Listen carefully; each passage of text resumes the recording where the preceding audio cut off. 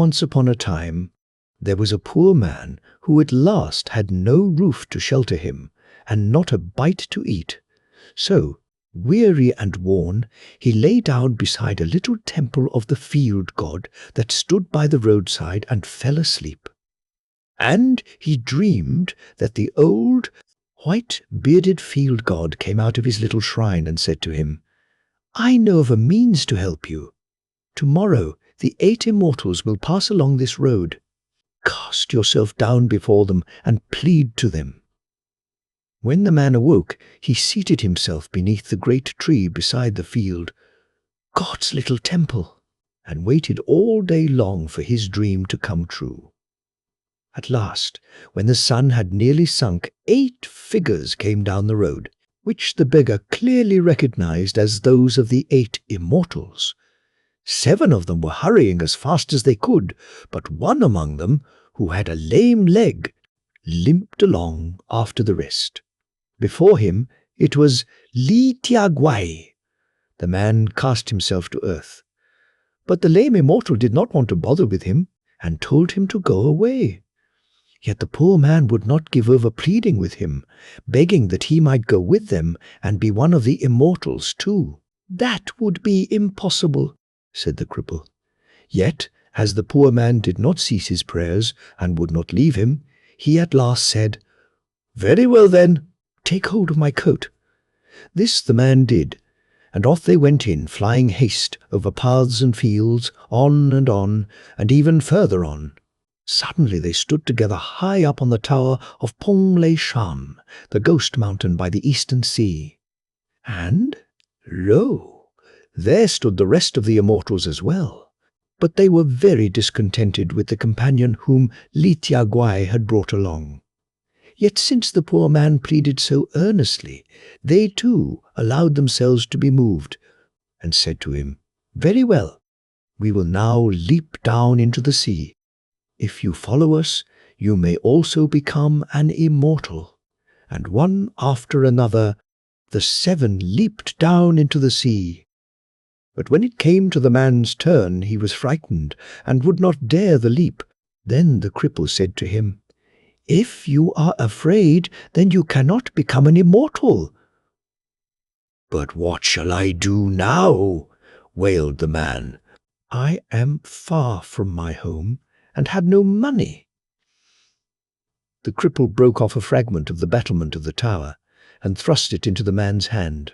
Then he also leaped from the tower, and disappeared into the sea like his 7 companions. When the man examined the stone in his hand more closely, he saw that it was the purest silver. It provided him with travelling money during the many weeks it took him to reach his home. But by that time, the silver was completely used up, and he found himself just as poor as he had been before. Note: little field god temples, tudimiao, are miniature stone chapels which stand before every village. As regards the field god, see number 51.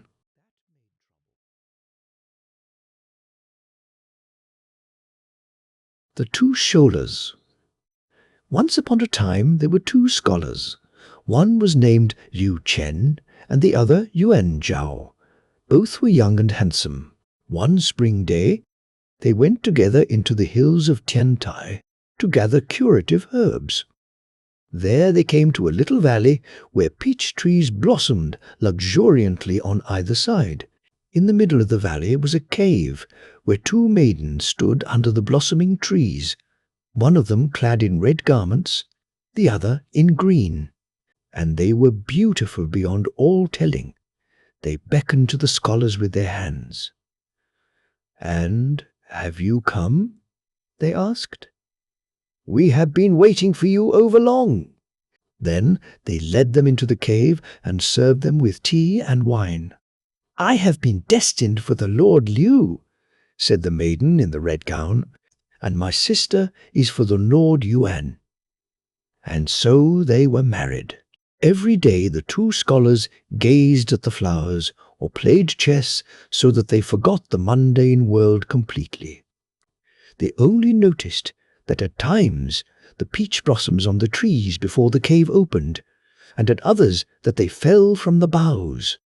And, at times, unexpectedly, they felt cold or warm and had to change the clothing they were wearing, and they marveled within themselves that it should be so.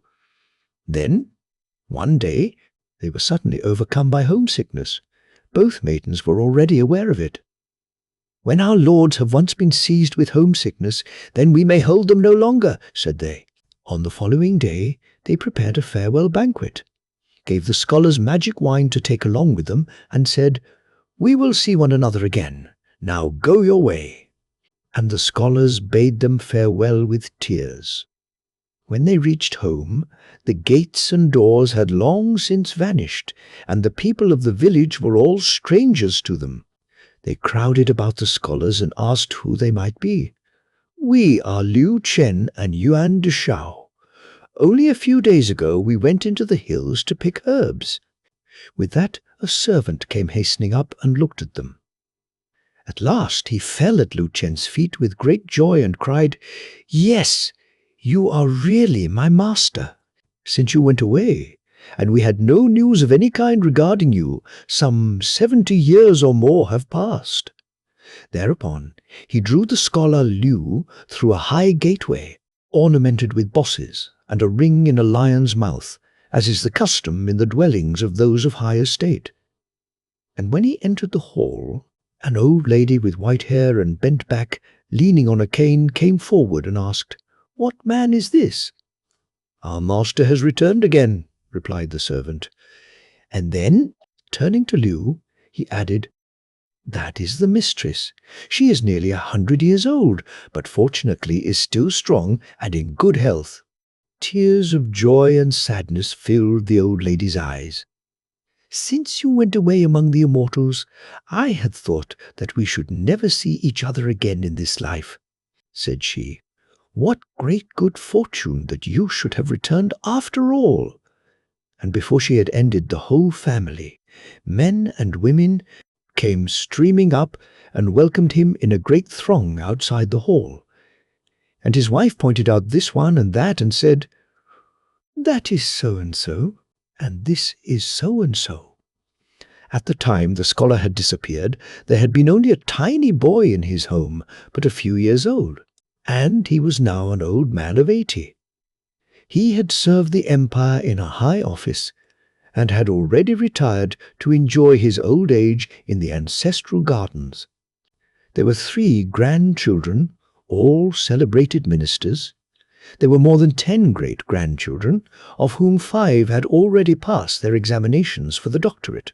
There were some 20 great-great-grandchildren, of whom the oldest had just returned home after having passed his induction examinations for the magistracy with honor. And the little ones, who were carried in their parents' arms, were not to be counted. The grandchildren who were away, busy with their duties, all asked for leave and returned home when they heard that their ancestor had returned, and the girl grandchildren, who had married into other families, also came. This filled Liu with joy, and he had a family banquet prepared in the hall, and all his descendants with their wives and husbands sat about him in a circle. He himself and his wife, a white-haired, wrinkled old lady, sat in their midst at the upper end. The scholar himself still looked like a youth of 20 years, so that all the young people in the circle looked around and laughed. Then the scholar said, "I have a means of driving away old age." And he drew out his magic wine and gave his wife some of it to drink. And when she had taken 3 glasses, her white hair gradually turned black again, her wrinkles disappeared, and she sat beside her husband, a handsome young woman. Then his son and the older grandchildren came up and all asked for a drink of the wine, and whichever of them drank, only so much as a drop of it was turned from an old man into a youth. The tale was bruited abroad and came to the emperor's ears. The emperor wanted to call Liu to his court, but he declined with many thanks. Yet he sent the emperor some of his magic wine as a gift. This pleased the emperor greatly, and he gave Liu a tablet of honor, with the inscription, "The common home of 5 generations." Besides this, he sent him 3 signs which he had written with his own imperial brush, signifying joy in longevity. As to the other of the 2 scholars, Yuan de Shao, he was not so fortunate. When he came home, he found that his wife and child had long since died, and his grandchildren and great-grandchildren were mostly useless people. So he did not remain long, but returned to the hills.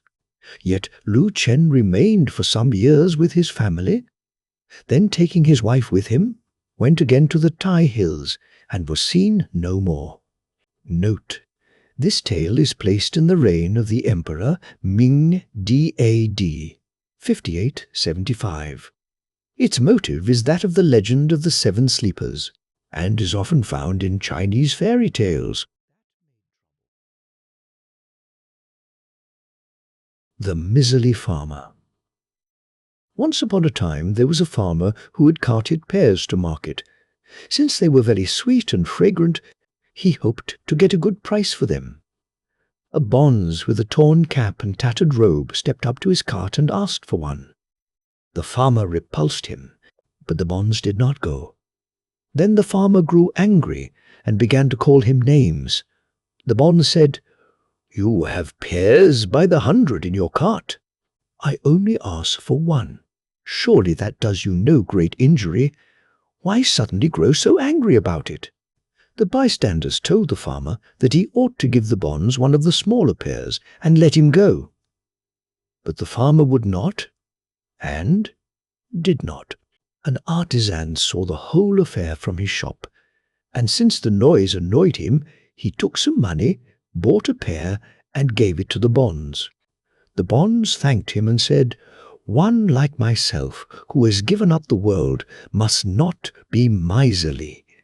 I have beautiful pears myself, and I invite you all to eat them with me." Then someone asked, "If you have pears, then why do you not eat your own?" He answered, "I first must have a seed to plant." And with that he began to eat the pear with gusto. When he had finished, he held the pit in his hand, took his pickaxe from his shoulder, and dug a hole a couple of inches deep. Into this he thrust the pit and covered it with earth. Then he asked the folk in the marketplace for water with which to water it. A pair of curiosity seekers brought him hot water from the hostelry in the street, and with it the bonze watered the pit. Thousands of eyes were turned on the spot, and the pit could already be seen to sprout. The sprout grew, and in a moment it had turned into a tree. Branches and leaves burgeoned out from it. It began to blossom, and soon the fruit had ripened, large, fragrant pears which hung in thick clusters from the boughs. The bonze climbed into the tree and handed down the pears to the bystanders. In a moment all the pears had been eaten up. Then the bonze took his pickaxe and cut down the tree. Crash, crash! So it went for a while, and the tree was felled. Then he took the tree on his shoulder and walked away at an easy gait. When the bonze had begun to make his magic, the farmer, too, had mingled with the crowd. With neck outstretched and staring eyes, he had stood there and had entirely forgotten the business he hoped to do with his peers. When the bonze had gone off, he turned around to look after his cart. His peers had all disappeared. Then he realized that the pears the bonze had divided had been his own. He looked more closely, and the axle of his cart had disappeared. It was plainly evident that it had been chopped off quite recently. The farmer fell into a rage and hastened after the bonze as fast as ever he could, and when he turned the corner, there lay the missing piece from the axle by the city wall. And then he realized that the pear tree which the bonze had chopped down must have been his axle. The bonze, however, was nowhere to be found, and the whole crowd in the market burst out into loud laughter. Note: the axle in China is really a handle, for the little Chinese carts are one-wheel push carts with 2 handles or shafts.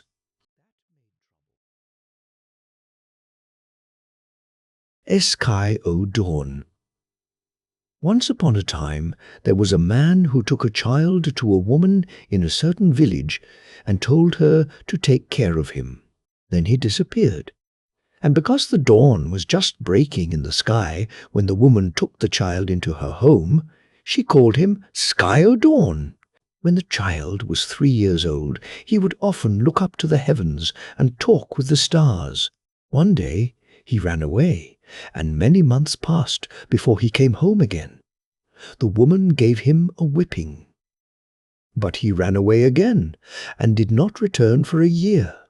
His foster mother was frightened and asked, "Where have you been all year long?" The boy answered, "I only made a quick trip to the Purple Sea. There the water stained my clothes red. So I went to the spring at which the sun turns in and washed them. I went away in the morning, and I came back at noon. Why do you speak about my having been gone a year?" Then the woman asked, "And where did you pass on your way?" The boy answered, "When I had washed my clothes, I rested for a while in the city of the dead and fell asleep. And the king father of the east gave me red chestnuts and rosy dawn juice to eat, and my hunger was stilled. Then I went to the dark skies and drank the yellow dew, and my thirst was quenched. And I met a black tiger and wanted to ride home on his back. But I whipped him too hard, and he bit me in the leg. And so I came back to tell you about it." Illustration, and I crossed. The waiter on the shoe. Page 91. Once more the boy ran away from home, thousands of miles, until he came to the swamp, where dwelt the primal mist. There he met an old man with yellow eyebrows and asked him how old he might be. The old man said, "I have given up the habit of eating and live on air. The pupils of my eyes have gradually acquired a green glow, which enables me to see all hidden things. Whenever 1,000 years have passed, I turn around my bones and wash the marrow. And every 2,000 years I scrape my skin to get rid of the hair.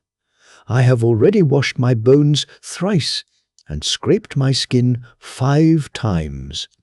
Afterward, Sky o' Dawn served the Emperor Wu of the Han dynasty.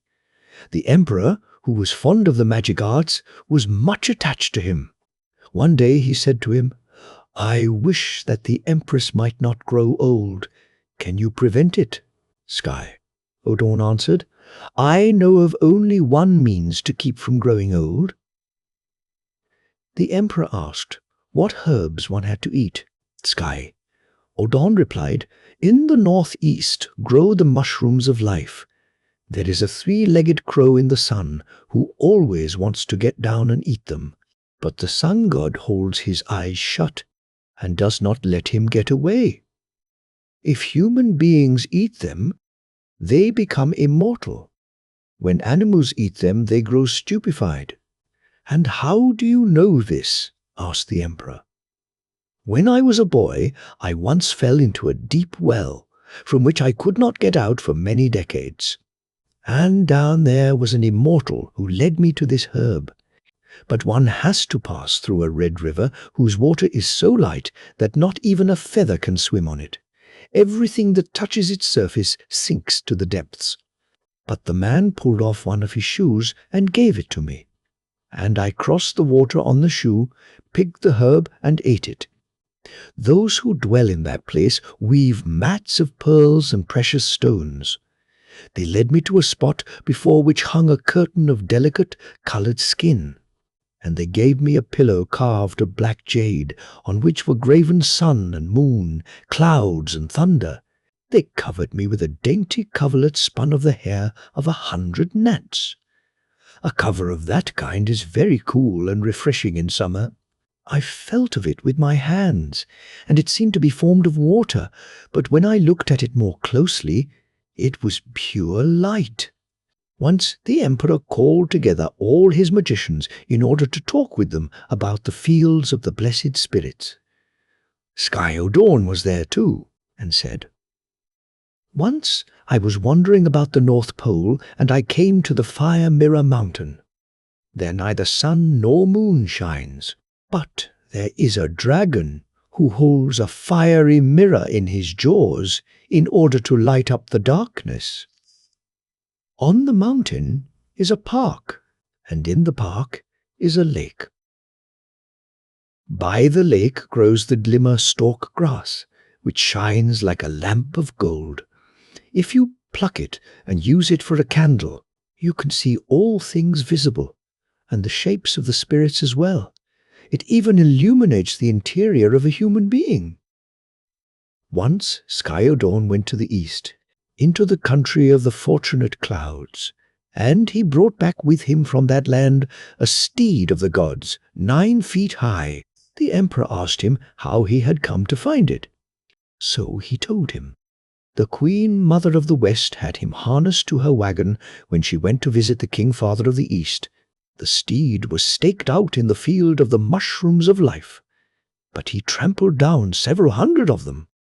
This made the King Father angry, and he drove the steed away to the heavenly river. There I found him, and rode him home.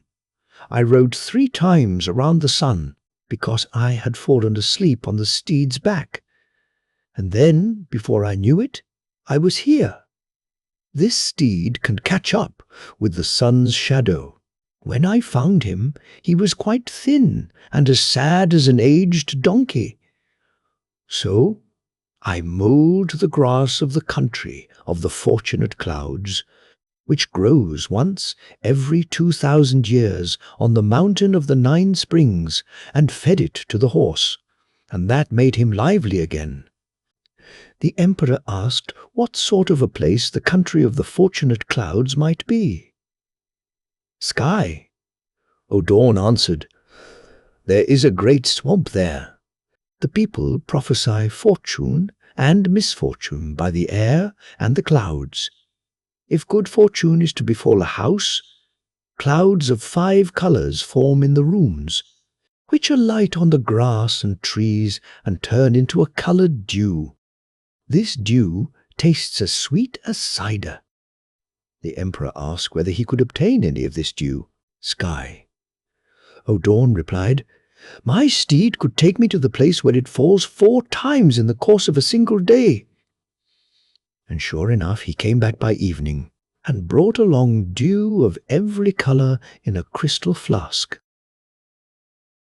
The emperor drank it, and his hair grew black again. He gave it to his highest officials to drink, and the old grew young again, and the sick became well. Once, when a comet appeared in the heavens, Skyodorn gave the emperor the astrologer's wand. The emperor pointed it at the comet, and the comet was quenched. Skyodorn was an excellent whistler, and whenever he whistled in full tones, long drawn out, the motes in the sunbeams danced to his music. Once he said to a friend, There is not a soul on earth who knows who I am, with the exception of the astrologer. When Skyodorn had died, the emperor called the astrologer to him and asked, Did you know Skyodorn? He replied, No. The emperor said, What do you know? The astrologer answered, I know how to gaze on the stars. Are all the stars in their places? Asked the emperor. Yes, but for 18 years I have not seen the star of the great year. Now it is visible once more. Then the emperor looked up towards the skies and sighed. For 18 years Skyodorn kept me company, and I did not know that he was the star of the great year. Note, the mother of sky. Odorn, Dungfang So, who makes so mysterious an appearance on earth, according to one tradition, is the 3rd daughter of the Lord of the Heavens. Comp. Note 2, Num. 6. Dungfang. So is an incarnation of the wood star, or star of the great year, Jupiter. The King Father of the East, one of the 5 ancients, is the representative of wood. Comp. No. 15. Red chestnuts, like fire dates, are fruits of the gods and bestow immortality. Sky. Oh, Dawn was an excellent whistler. Whistling is a famous means of magic among the Taoists. The Emperor Wu of the Han dynasty was a prince who is reputed to have devoted much attention to the magic arts. He reigned from 140 to 86 BC. The three-legged crow in the sun is the counterpart of the three-legged ram toad in the moon. The Red River recalls the Weak River by the castle of the Queen, Mother of the West.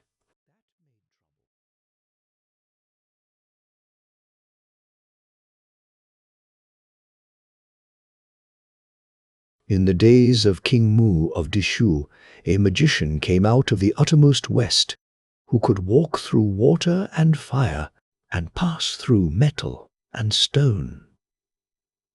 He could make mountains and rivers change place, shift about cities and castles, rise into emptiness without falling, strike against solid matter without finding it an obstruction. And he knew 1,000 transformations in all their inexhaustible variety. And he could not only change the shape of things, but he could change men's thoughts. The king honored him like a god and served him as he would a master. He resigned his own apartments that the magician might be lodged in them, had beasts of sacrifice brought to offer him, and selected sweet singers to give him pleasure. But the rooms in the king's palace were too humble. The magician could not dwell in them, and the king's singers were not musical enough to be allowed to be near him. So King Mu had a new palace built for him. The work of bricklayers and carpenters, of painters and stainers, left nothing to be desired with regard to skill. The king's treasury was empty when the tower had reached its full height. It was 1,000 fathoms high and rose above the top of the mountain before the capital. The king selected maidens, the loveliest and most dainty, gave them fragrant essences, had their eyebrows curved in lines of beauty, and adorned their hair and ears with jewels. He garbed them in fine cloth, and with white silks fluttering about them, and had their faces painted white, and their eyebrows stained black. He had them put on armlets of precious stones, and mix sweet-smelling herbs. They filled the palace and sang the songs of the ancient kings in order to please the magician. Every month the most costly garments were brought him, and every morning the most delicate food. The magician allowed them to do so, and since he had no choice, made the best of it. Not long afterward, the magician invited the king to go travelling with him. The king grasped the magician's sleeve, and thus they flew up through the air to the middle of the skies. When they stopped, they found they had reached the palace of the magician. It was built of gold and silver and adorned with pearls and precious stones. It towered high over the clouds and rain, and none could say whereon it rested. To the eye, it had the appearance of heaped-up clouds. All that it offered the senses was different from the things of the world of men. It seemed to the king as though he were bodily present in the midst of the purple depths of the city of the air, of the divine harmony of the spheres, where the great God dwells. The king looked down, and his castles and pleasure-houses appeared to him like hills of earth and heaps of straw. And there the king remained for some decades and thought no more of his kingdom. Then the magician again invited the king to go travelling with him once more, and in the place to which they came there was to be seen neither sun nor moon above, nor rivers or sea below. The king's dazzled eyes could not see the radiant shapes which showed themselves. The king's dulled ears could not hear the sounds which played about them. It seemed as though his body were dissolving in confusion. His thoughts began to stray, and consciousness threatened to leave him. So he begged the magician to return. The magician put his spell upon him, and it seemed to the king as though he were falling into empty space. When he regained consciousness, he was sitting at the same place where he had been sitting when the magician had asked him to travel with him for the first time. The servants waiting on him were the same, and when he looked down, his goblet was not yet empty, and his food had not yet grown cold. The king asked what had happened, and the servants answered. The king sat for a space in silence. Whereupon the king was quite bereft of reason, and it was 3 months before he regained his right mind. Then he questioned the magician. The magician said, "I was travelling with you in the spirit, O king. What need was there for the body to go along? And the place in which we stayed at that time was no less real than your own castle and your own gardens. But you are used only to permanent conditions, therefore visions which dissolve so suddenly appear strange to you." The king was content with the explanation. He gave no further thought to the business of government and took no more interest in his servants, but resolved to travel afar. So he had the 8 famous steeds harnessed, and accompanied by a few faithful retainers drove 1,000 miles away. There he came to the country of the great hunters. The great hunters brought the king the blood of the white brant to drink, and washed his feet in the milk of mares and cows. When the king and his followers had quenched their thirst, they drove on and camped for the night on the slope of the Kunlun mountain, south of the Red River. The next day they climbed to the peak of Kunlun mountain and gazed at the castle of the Lord of the Yellow Earth. Then they travelled on to the Queen Mother of the West. Before they got there they had to pass the Weak River. This is a river whose waters will bear neither floats nor ships. All that attempts to float over it sinks into its depths. When the king reached the shore, fish and turtles, crabs and salamanders came swimming up and formed a bridge, so that he could drive across with the wagon. It is said of the Queen Mother of the West that she goes about with hair unkempt, with a bird's beak and tiger's teeth, and that she is skilled in playing the flute. Yet this is not her true figure, but that of a spirit who serves her and rules over the western sky. The Queen Mother entertained King Mu in her castle by the springs of jade, and she gave him rock marrow to drink and fed him with the fruit of the jade trees. Then she sang him a song and taught him a magic formula by means of which one could obtain long life. The Queen Mother of the West gathers the immortals around her and gives them to eat of the peaches of long life, and then they come to her with wagons with purple canopies drawn by flying dragons. Ordinary mortals sink in the Weak River when they try to cross. But she was kindly disposed to King Mu. When he took leave of her, he also went on to the spot where the sun turns in, after running 3,000 miles a day. Then he returned again to his kingdom. When King Mu was 100 years old, the Queen Mother of the West drew near his palace and led him away with her into the clouds, and from that day on he was seen no more. Note, King Mu of Dishu reigned from 801 to 946 BC. With his name are associated the stories of the marvelous travels into the land of the far west, and especially to the Queen Mother, who is identified by some with Juno. The peaches of immortality suggest the apples of the Hesperides, Comp, with the story of the ape son Wukong.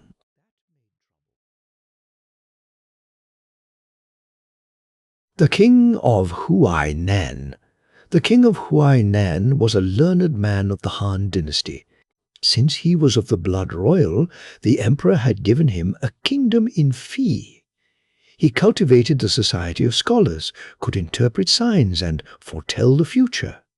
Together with his scholars, he had compiled the book which bears his name. One day, 8 aged men came to see him. They all had white beards and white hair. The gatekeeper announced them to the king.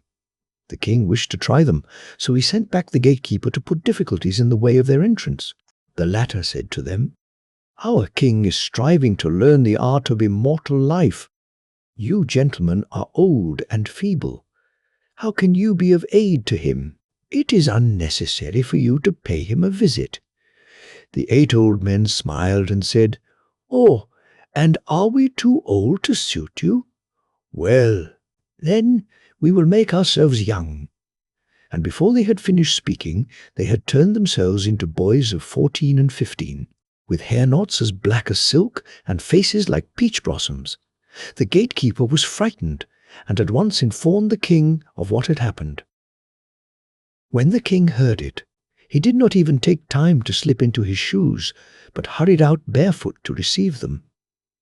He led them into his palace, had rugs of brocade spread for them, and beds of ivory set up, fragrant herbs burned, and tables of gold and precious stones set in front of them. Then he bowed before them, as pupils do before a teacher, and told them how glad he was that they had come. The 8 boys changed into old men again, and said, "Do you wish to go to school to us, O king? Each one of us is master of a particular art. One of us can call up wind and rain, cause clouds and mists to gather, rivers to flow, and mountains to heave themselves up, if he wills it so. The second can cause high mountains to split asunder and check great streams in their course. He can tame tigers and panthers and soothe serpents and dragons. Spirits and gods do his bidding. The third can send out doubles, transform himself into other shapes, make himself invisible, cause whole armies to disappear, and turn day into night. The fourth can walk through the air and clouds, can stroll on the surface of the waves, pass through walls and rocks, and cover 1,000 miles in a single breath. The fifth can enter fire without burning, and water without drowning. The winter frost cannot chill him, nor the summer heat burn him. The sixth can create and transform living creatures if he feel inclined. He can form birds and beasts, grasses and trees. He can transplace houses and castles. The seventh can bake lime so that it turns to gold, and cook lead so that it turns to silver. He can mingle water and stone so that the bubbles effervesce and turn into pearls. The eighth can ride on dragons and cranes to the 8 poles of the world, converse with the immortals, and stand in the presence of the great pure one. The king kept them beside him from morning to night, entertained them, and had them show him what they could do. And, true enough, they could do everything just as they had said. And now the king began to distill the elixir of life with their aid. He had finished, but not yet imbibed it, when a misfortune overtook his family. His son had been playing with a courtier, and the latter had heedlessly wounded him. Fearing that the prince might punish him, he joined other discontented persons and excited a revolt. And the emperor, when he heard of it, sent one of his captains to judge between the king and the rebels. The 8 aged men spoke. "It is now time to go. This misfortune has been sent you from heaven, O king. Had it not befallen you, you would not have been able to resolve to leave the splendors and glories of this world." They led him on to a mountain. There they offered sacrifices to heaven and buried gold in the earth. Then they ascended into the skies in bright daylight. The footprints of the 8 aged men and of the king were imprinted in the rock of the mountain, and may be seen there to this very day. Before they had left the castle, however, they had set what was left of the elixir of life out in the courtyard. Hens and hounds picked and licked it up, and all flew up into the skies. In Huainan, to this very day, the crowing of cocks and the barking of hounds may be heard up in the skies, and it is said that these are the creatures who followed the king at the time. One of the king's servants, however, followed him to an island in the sea, whence he sent him back. He told that the king himself had not yet ascended to the skies, but had only become immortal and was wandering about the world. When the emperor heard of the matter, he regretted greatly that he had sent soldiers into the king's land and thus driven him out. He called in magicians to aid him, in hope of meeting the 8 old men himself. Yet, for all that he spent great sums, he was not successful. The magicians only cheated him. Note, the king of Huainan was named Liu An. He belonged to the Han dynasty. He dabbled largely in magic and drew to his court many magicians whose labors are collected in the philosophical work which bears his name. Yuan lived at the time of the Emperor Wu, see number 34. The latter having no heirs, Yuan entered into a conspiracy which, however, was discovered. As a consequence, he killed himself. 122 BC. Our fairy tale presents these events in their legendary transformation.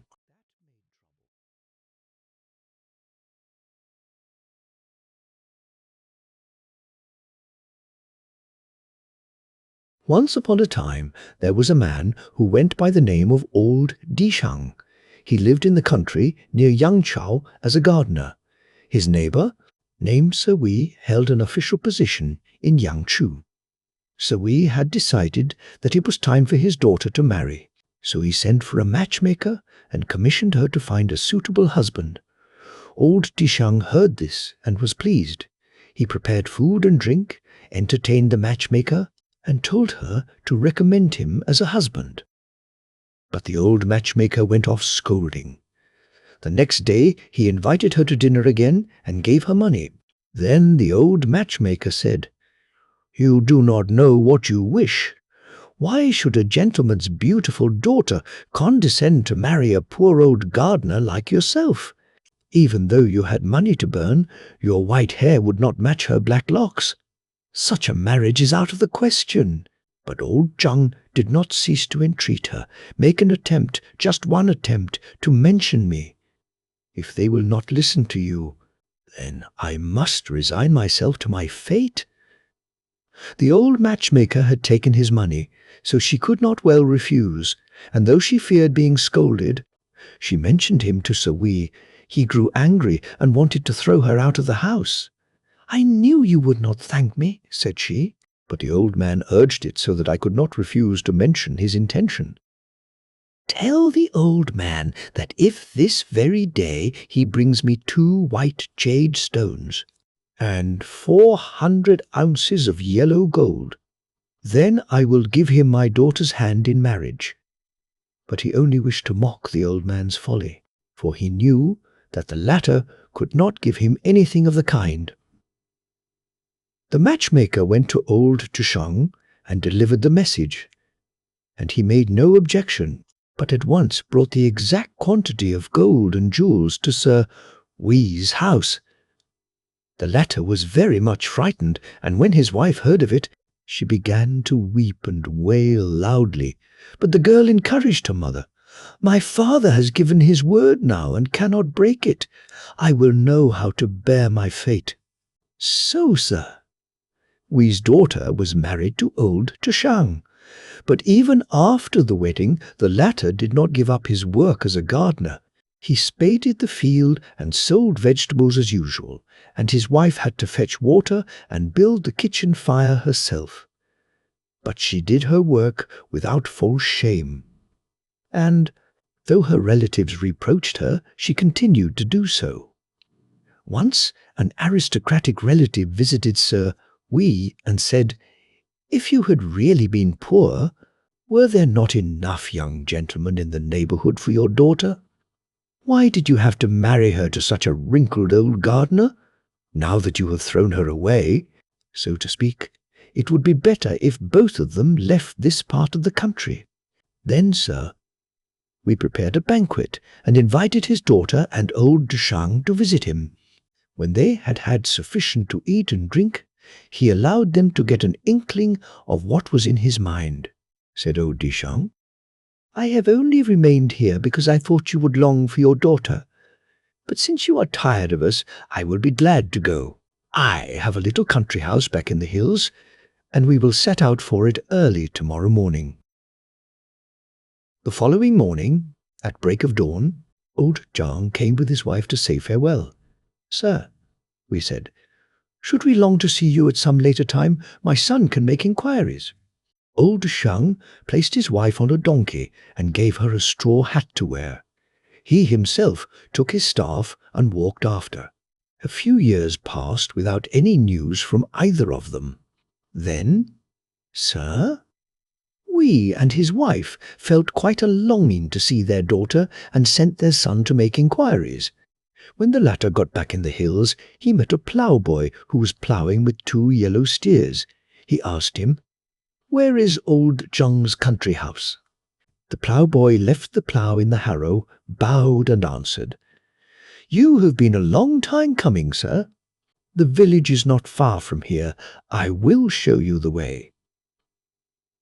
They crossed a hill. At the foot of the hill flowed a brook, and when they had crossed the brook, they had to climb another hill.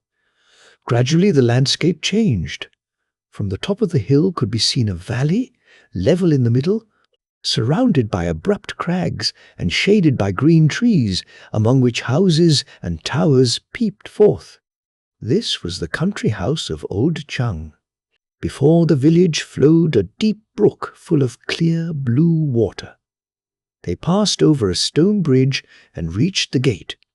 Here flowers and trees grew in luxurious profusion, and peacocks and cranes flew about. From the distance could be heard the sound of flutes and of stringed instruments. Crystal clear tones rose to the clouds. A messenger in a purple robe received the guest at the gate and led him into a hall of surpassing splendor. Strange fragrances filled the air, and there was a ringing of little bells of pearl. 2 maidservants came forth to greet him, followed by 2 rows of beautiful girls in a long processional. After them, a man in a flowing turban, clad in scarlet silk with red slippers, came floating along. The guests saluted him. He was serious and dignified, and at the same time seemed youthfully fresh. At first, Wi's son did not recognize him, but when he looked more closely, "Why, it was old Shang," the latter said with a smile. "I am pleased that the long road to travel has not prevented your coming. Your sister is just combing her hair. She will welcome you in a moment." Then he had him sit down and drink tea. After a short time, a maidservant came and led him to the inner rooms, to his sister. The beams of her room were of sandalwood, the doors of tortoise-shell, and the windows inlaid with blue jade. Her curtains were formed of strings of pearls, and the steps leading into the room of green nephrite. His sister was magnificently gowned, and far more beautiful than before. She asked him carelessly how he was getting along and what her parents were doing, but was not very cordial. After a splendid meal, she had an apartment prepared for him. "My sister wishes to make an excursion to the Mountain of the Fairies," said old Jung Chung to him. "We will be back about sunset, and you can rest until we return." Then many-colored clouds rose in the courtyard, and dulcet music sounded on the air. Old Dishang mounted a dragon, while his wife and sister rode on phoenixes and their attendants on cranes. So they rose into the air and disappeared in an easterly direction. They did not return until after sunset. Old Chung and his wife then said to him, "This is an abode of the blessed. You cannot remain here overlong. Tomorrow we will escort you back." On the following day, when taking leave, old Deshang gave him 80 ounces of gold and an old straw hat. "Should you need money," said he, "you can go to Yangzhou and inquire in the northern suburb for old Wang's drug shop. There you can collect 10 million pieces of copper. This hat is the order for them." Then he ordered his ploughboy to take him home again. Quite a few of the folks at home, to whom he described his adventures, thought that old Chishang must be a holy man, while others regarded the whole thing a magic vision. After 5 or 6 years, Sir Wi's money came to an end, so his son took the straw hat to Yangzhou and there asked for old Wang. The latter just happened to be standing in his drug shop mixing herbs. When the son explained his errand, he said, "The money is ready, but is your hat genuine?" And he took the hat and examined it. A young girl came from an inner room and said, "I wove the hat for old Deshang myself. There must be a red thread in it. And sure enough, there was. Then old Wang gave young Wei the 10 million pieces of copper, and the latter now believed that old Shang was really a saint. So he once more went over the hills to look for him. He asked the forest keepers, but they could tell him naught. Sadly he retraced his steps and decided to inquire of old Wang, but he had also disappeared. When several years had passed, he once more came to Yangchu and was walking in the meadow before the city gate. There he met old Dishang's ploughboy. The latter cried out, "How are you? How are you?" and drew out 10 pounds of gold, which he gave to him, saying, "My mistress told me to give you this. My master is this very moment drinking tea with old Wang in the inn." Young, we followed the ploughboy, intending to greet his brother-in-law, but when he reached the inn, there was no one in sight, and when he turned around, the ploughboy had disappeared as well. And since that time, no one ever heard from old Dishang again. Note: the matchmaker. According to Chinese custom, and the custom of other Oriental peoples, is an absolutely necessary mediator between the two families. There are old women who make their living at this profession.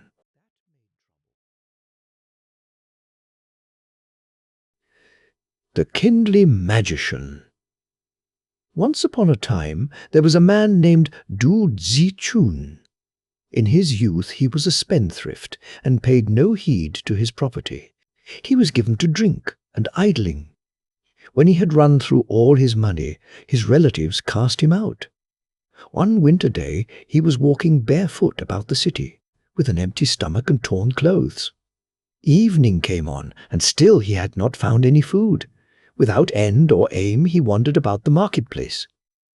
He was hungry, and the cold seemed well nigh unendurable.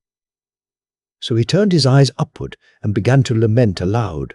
Suddenly an ancient man stood before him, leaning on a staff, who said, "What do you lack, since you complain so?" "I am dying of hunger," replied Dudisichun, "and not a soul will take pity on me." The ancient man said, "How much money would you need in order to live in all comfort?" "If I had 50,000 pieces of copper, it would answer my purpose," replied Dudisichun. The ancient said, "That would not answer." "Well then, 1,000,000. "That is still too little." "Well then, 3,000,000. The ancient man said, "That is well spoken." He fetched 1,000 pieces of copper out of his sleeve and said, "That is for this evening. Expect me tomorrow by noon at the Persian Bazaar." At the time set, Dudishitishun went there, and, sure enough, there was the ancient, who gave him 3,000,000 pieces of copper. Then he disappeared, without giving his name. When Dudishitishun held the money in his hand, his love for prodigality once more awoke. He rode pampered steeds, clothed himself in the finest furs, went back to his wine, and led such an extravagant life that the money gradually came to an end. Instead of wearing brocade, he had to wear cotton, and instead of riding horseback, he went to the dogs. Finally, he was again running about barefoot and in rags as before, and did not know how to satisfy his hunger. Once more he stood in the marketplace and sighed. But the ancient was already there, took him by the hand and said, "Are you back already to where you were? That is strange. However, I will aid you once more." But Tudichichun was ashamed and did not want to accept his help. Yet the ancient insisted, and led him along to the Persian Bazaar. This time he gave him 10,000,000 pieces of copper, and Dudisichun thanked him with shame in his heart. With money in hand, he tried to give time to adding to it, and saving in order to gain great wealth.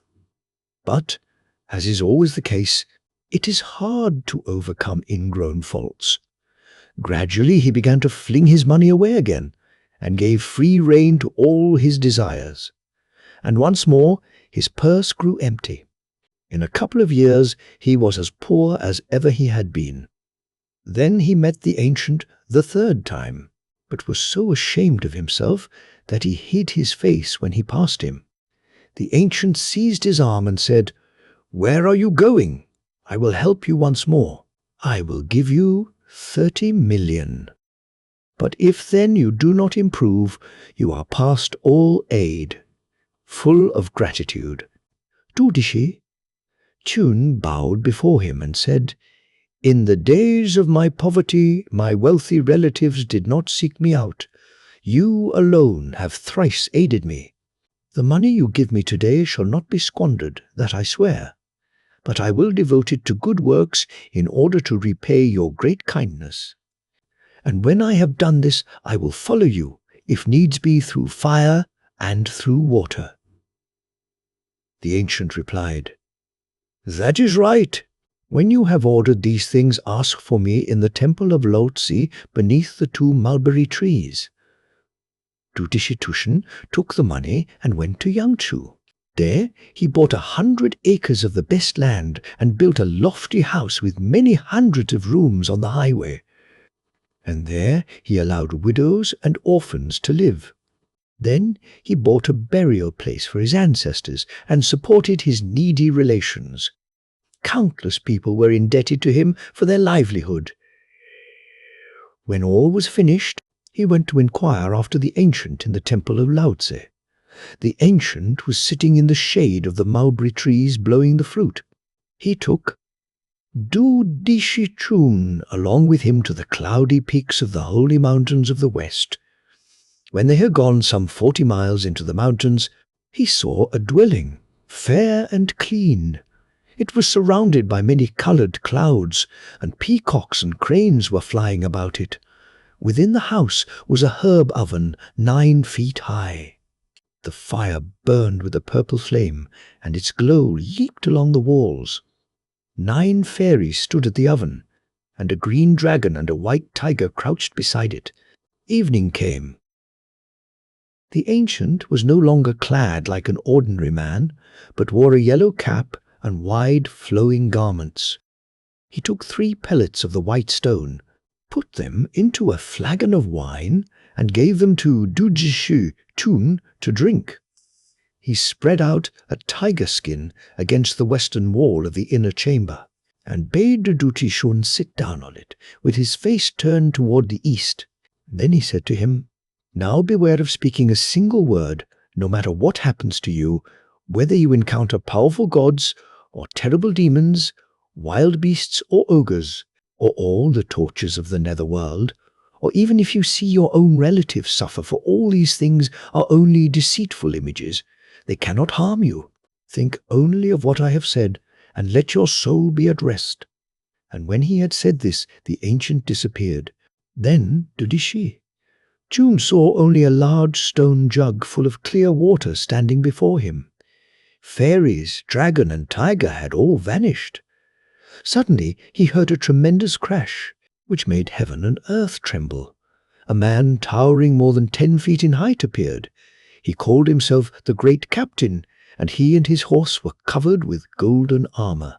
He was surrounded by more than 100 soldiers, who drew their bows and swung their swords and halted in the courtyard. The giant called out harshly, "Who are you? Get out of my way." Dudishi Chun did not move, and he returned no answer to his questions. Then the giant flew into a passion and cried with a thundering voice, "Chop off his head!" But Dudishi Chun remained unmoved, so the giant went off raging. Then a furious tiger and a poisonous serpent came up roaring and hissing. They made as though to bite him and leaped over him. But Dudishi Chun remained unperturbed in spirit, and after a time they dissolved and vanished. Suddenly a great rain began to fall in streams. It thundered and lightninged incessantly, so that his ears rang and his eyes were blinded. It seemed as though the house would fall. The water rose to a flood in a few moments' time, and streamed up to the place where he was sitting.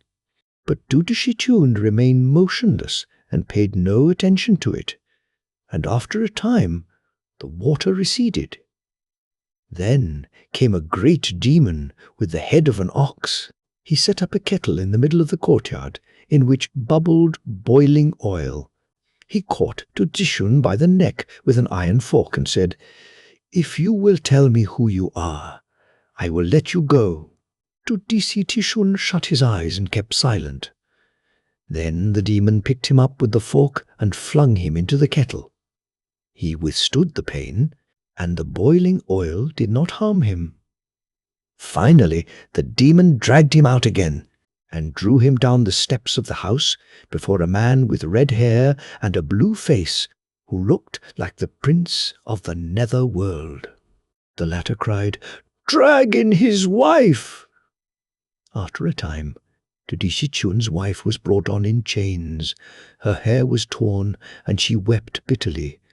The demon pointed to Tudishun and said, "If you will speak your name, we will let her go." But he answered not a word. Then the prince of evil had the woman tormented in all sorts of ways, and she pleaded with Tudishichun, "I have been your wife now for 10 years. Will you not speak one little word to save me? I can endure no more." And the tears ran in streams from her eyes. She screamed and scolded, yet he spoke not a word. Thereupon the prince of evil shouted, "Chop her into bits!" And there, before his eyes, it seemed as though she were really being chopped to pieces. But Tudishitishun did not move.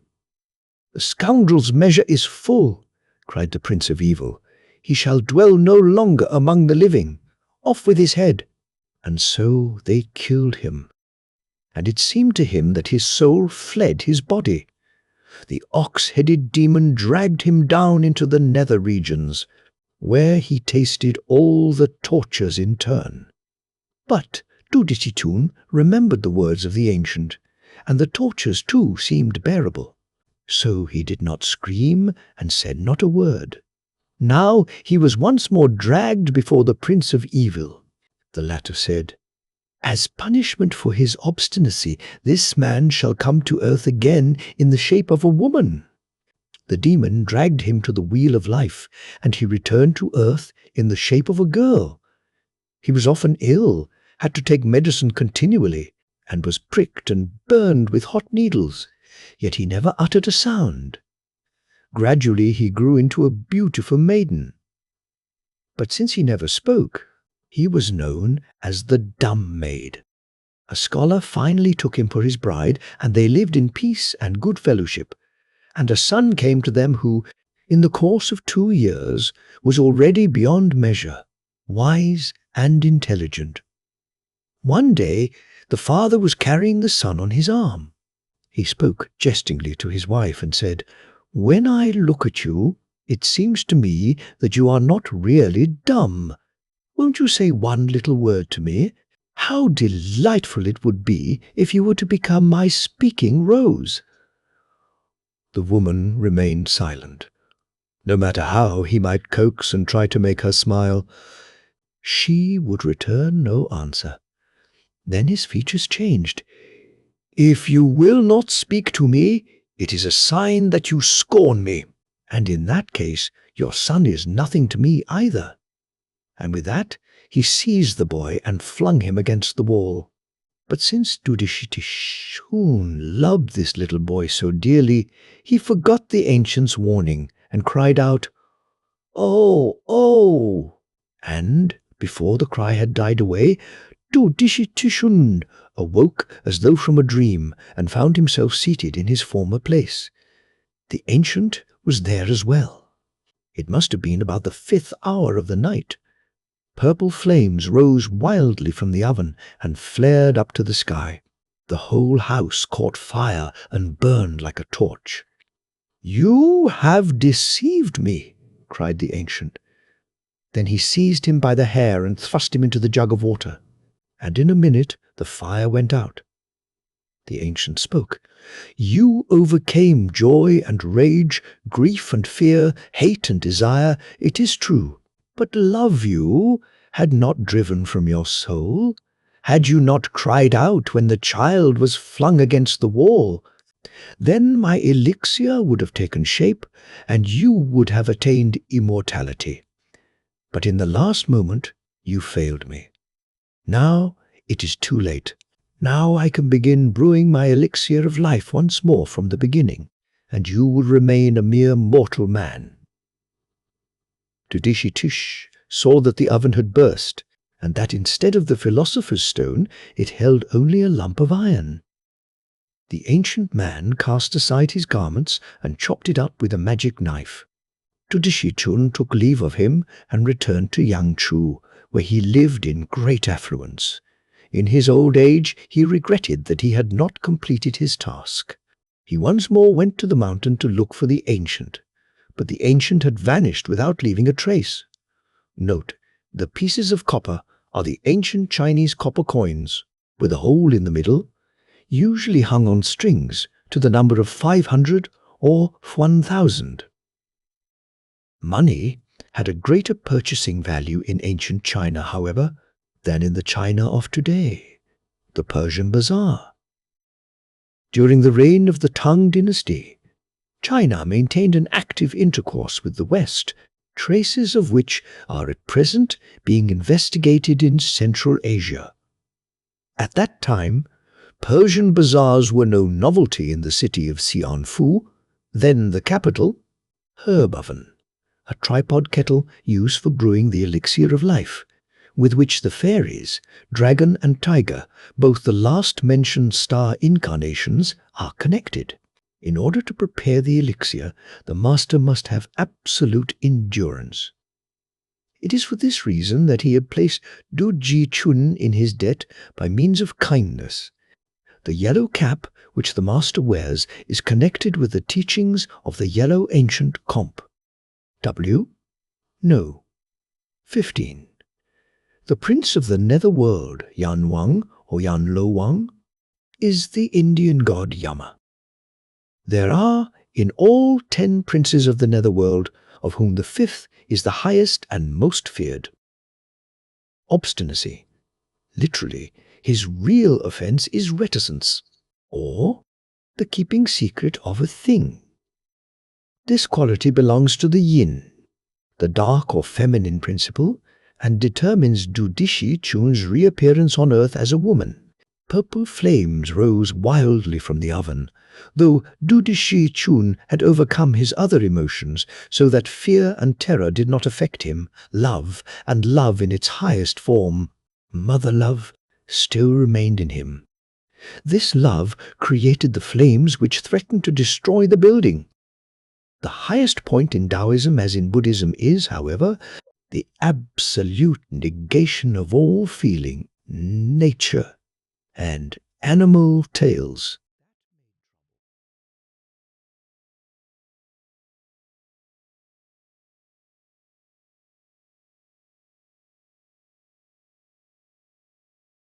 Once upon a time there was a scholar who lived retired from the world in order to gain hidden wisdom.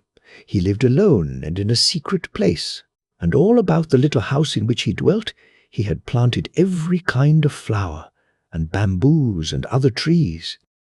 There it lay, quite concealed in its thick grove of flowers. With him he had only a boy-servant who dwelt in a separate hut and who carried out his orders. He was not allowed to appear before his master unless summoned. The scholar loved his flowers as he did himself. Never did he set his foot beyond the boundaries of his garden.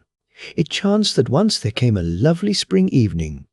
Flowers and trees stood in full bloom, a fresh breeze was blowing, the moon shone clearly, and the scholar sat over his goblet and was grateful for the gift of life.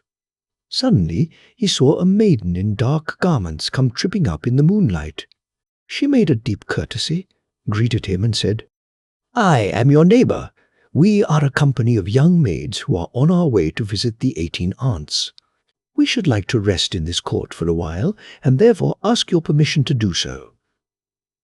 The scholar saw that this was something quite out of the common, and gladly gave his consent. The maiden thanked him and went away. In a short time she brought back a whole crowd of maids carrying flowers and willow branches. all, greeted the scholar. They were charming, with delicate features and slender, graceful figures. When they moved their sleeves, a delightful fragrance was exhaled. There is no fragrance known to the human world which could be compared with it. The scholar invited them to sit down for a time in his room. Then he asked them, "Whom have I really the honor of entertaining? Have you come from the castle of the Lady in the Moon, or the jade spring of the Queen, Mother of the West?" "How could we claim such high descent?" said a maiden in a green gown with a smile. "My name is Salix." Then she presented another, clad in white, and said, "This is Mistress Prunifora." Then one in rose, "And this is Persica." And finally one in a dark red gown, "And this is Punica. We are all sisters, and we want to visit the 18 Zephyr aunts today. The moon shines so beautifully this evening, and it is so charming here in the garden. We are most grateful to you for taking pity on us." "Yes, yes," said the scholar. Then the sober-clad servant suddenly announced, "The Zephyr aunts have already arrived." At once the girls rose and went to the door to meet them. "We were just about to visit you, aunts," they said, smiling. "This gentleman here had just invited us to sit for a moment. What a pleasant coincidence that you aunts have come here too. This is such a lovely night that we must drink a goblet of nectar in honor of you aunts." Thereon they ordered the servant to bring what was needed. "May one sit down here?" asked the aunts. "The master of the house is most kind," replied the maids, "and the spot is quiet and hidden." And then they presented the aunts to the scholar. He spoke a few kindly words to the 18 aunts. They had a somewhat irresponsible and airy manner. Their words fairly gushed out, and in their neighborhood one felt a frosty chill. Meanwhile, the servant had already brought in table and chairs. The 18 aunts sat at the upper end of the board, the maids followed, and the scholar sat down with them at the lowest place. Soon the entire table was covered with the most delicious foods and most magnificent fruits, and the goblets were filled with the fragrant nectar. They were delights, such as the world of men does not know. The moon shone brightly, and the flowers exhaled intoxicating odors. After they had partaken of food and drink, the maids rose, danced, and sung. Sweetly, the sound of their singing echoed through the falling gloam, and their dance was like that of butterflies fluttering about the flowers. The scholar was so overpowered with delight that he no longer knew whether he were in heaven or on earth. When the dance had ended, the girls sat down again at the table and drank the health of the aunts in flowing nectar. The scholar, too, was remembered with a toast, to which he replied with well-turned phrases. But the 18 aunts were somewhat irresponsible in their ways. One of them, raising her goblet, by accident poured some nectar on Punica's dress. Punica, who was young and fiery and very neat, stood up angrily when she saw the spot on her red dress. "You are really very careless," said she in her anger. "My other sisters may be afraid of you, but I am not." Then the aunts grew angry as well and said, "How dare this young chit insult us in such a manner?" And with that they gathered up their garments and rose. All the maids then crowded about them and said, "Punica is so young and inexperienced. You must not bear her any ill will. Tomorrow she shall go to you switch in hand and receive her punishment." But the 18 aunts would not listen to them and went off. Thereupon the maids also said farewell, scattered among the flower beds, and disappeared. The scholar sat for a long time lost in dreamy yearning. On the following evening the maids all came back again. "We all live in your garden," they told him. "Every year we are tormented by naughty winds, and therefore we have always asked the 18 aunts to protect us. But yesterday Punica insulted them, and now we fear they will help us no more. But we know that you have always been well disposed toward us, for which we are heartily grateful. And now we have a great favor to ask, that every New Year's Day you make a small scarlet flag, paint the sun, moon, and 5 planets on it, and set it up in the eastern part of the garden. Then we sisters will be left in peace and will be protected from all evil. But since New Year's Day has passed for this year, we beg that you will set up the flag on the 21st of this month, for the east wind is coming and the flag will protect us against him." The scholar readily promised to do as they wished, and the maids all said with a single voice, "We thank you for your great kindness and will repay it." Then they departed, and a sweet fragrance filled the entire garden. The scholar, however, made a red flag as described, and when early in the morning of the day in question, the east wind really did begin to blow, he quickly set it up in the garden. Suddenly a wild storm broke out, one that caused the forest to bend and broke the trees. The flowers in the garden alone did not move. Then the scholar noticed that Salix was the willow, Prunifera the plum, Persica the peach, and the saucy Punica the pomegranate, whose powerful blossoms the wind cannot tear. The 18 zephyr aunts, however, were the spirits of the winds. In the evening the flower elves all came and brought the scholar radiant flowers as a gift of thanks. "You have saved us," they said, "and we have nothing else we can give you. If you eat these flowers, you will live long and avoid old age.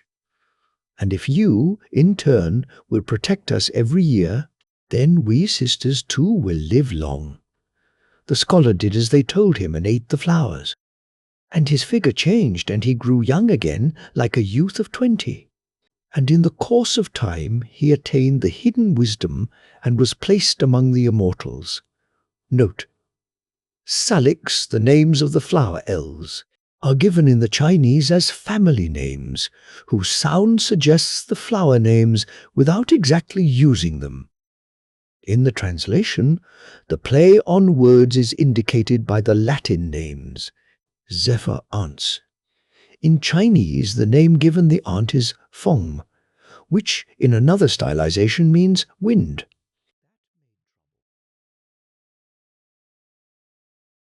The spirit of the Wu. The west of the Gulf of Kiaochu is the Wu Lian Mountain, where there are many spirits. Once upon a time, a scholar who lived there was sitting up late at night reading. And, as he stepped out before the house, a storm rose up suddenly, and a monster stretched out his claws and seized him by the hair. And he lifted him up in the air and carried him away. They passed by the tower which looks out to sea, a Buddhist temple in the hills. And in the distance, in the clouds, the scholar saw the figure of a god in golden armor. The figure looked exactly like the image of Weto, which was in the tower. In its right hand it held an iron mace, while its left pointed toward the monster, and it looked at it with anger. Then the monster let the scholar fall, right on top of the tower, and disappeared. No doubt the saint in the tower had come to the scholar's aid, because his whole family worshipped Buddha dutifully. When the sun rose, the priest came and saw the scholar on his tower. He piled up hay and straw on the ground so that he could jump down without hurting himself. Then he took the scholar home, yet there where the monster had seized his hair, the hair remained stiff and unyielding. It did not improve until half a year had gone by. Note: this legend comes from Deshongshong, west of the Gulf of Kiaochu. The tower which looks out to sea, a celebrated tower which gives a view of the ocean. At present, the people give this name to the Qingtao signal station. Weto, Sanskrit, Veda, a legendary bodhisattva, leader of the hosts of the 4 kings of heaven. His picture, with drawn sword, may be found at the entrance of every Buddhist temple. In China, he is often represented with a mace, symbolizing a thunderbolt instead of a sword. When this is the case, he has probably been confused with Vaisramana.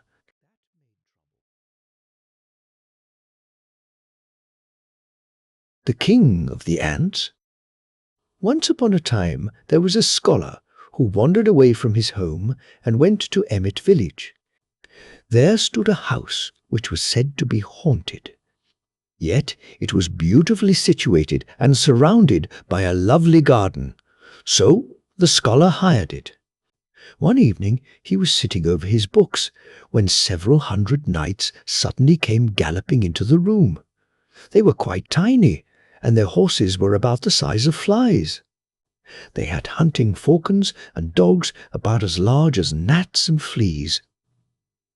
They came to his bed in the corner of the room, and there they held a great hunt. With bows and arrows one could see it all quite plainly. They caught a tremendous quantity of birds and game, and all this game was no larger than little grains of rice. When the hunt was over, in came a long procession with banners and standards. They wore swords at their side and bore spears in their hands, and came to a halt in the northwest corner of the room. They were followed by several hundred serving men. These brought with them curtains and covers, tents and tent poles, pots and kettles, cups and plates, tables and chairs. And after them some hundreds of other servants carried in all sorts of fine dishes, the best that land and water had to offer. And several hundred more ran to and fro without stopping, in order to guard the roads and carry messages. The scholar gradually accustomed himself to the sight.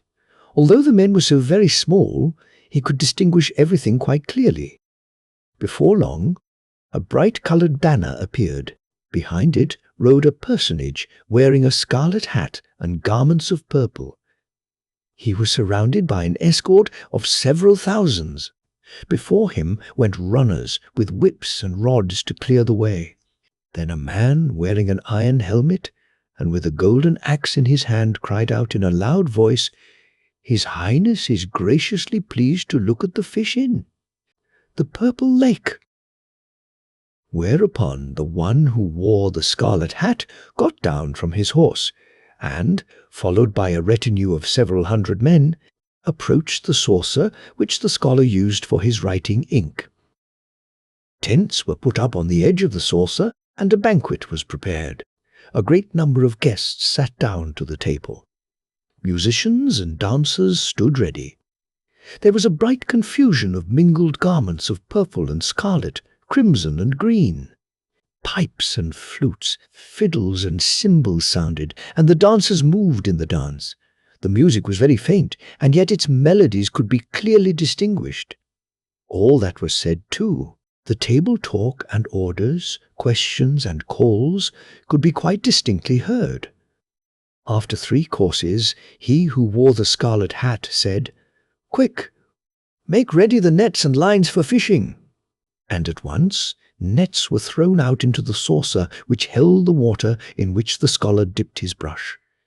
And they caught hundreds of thousands of fishes. The one with the scarlet hat contented himself with casting a line in the shallow waters of the saucer, and caught a baker's dozen of red carp. Then he ordered the head cook to cook the fish, and the most varied dishes were prepared with them. The odour of roasting fat and spices filled the whole room. And then the wearer of the scarlet hat, in his arrogance, decided to amuse himself at the scholar's expense. So he pointed to him and said, "I know nothing at all about the writings and customs of the saints and wise men, and still I am a king who is highly honoured. Yonder scholar spends his whole life toiling over his books, and yet he remains poor and gets nowhere.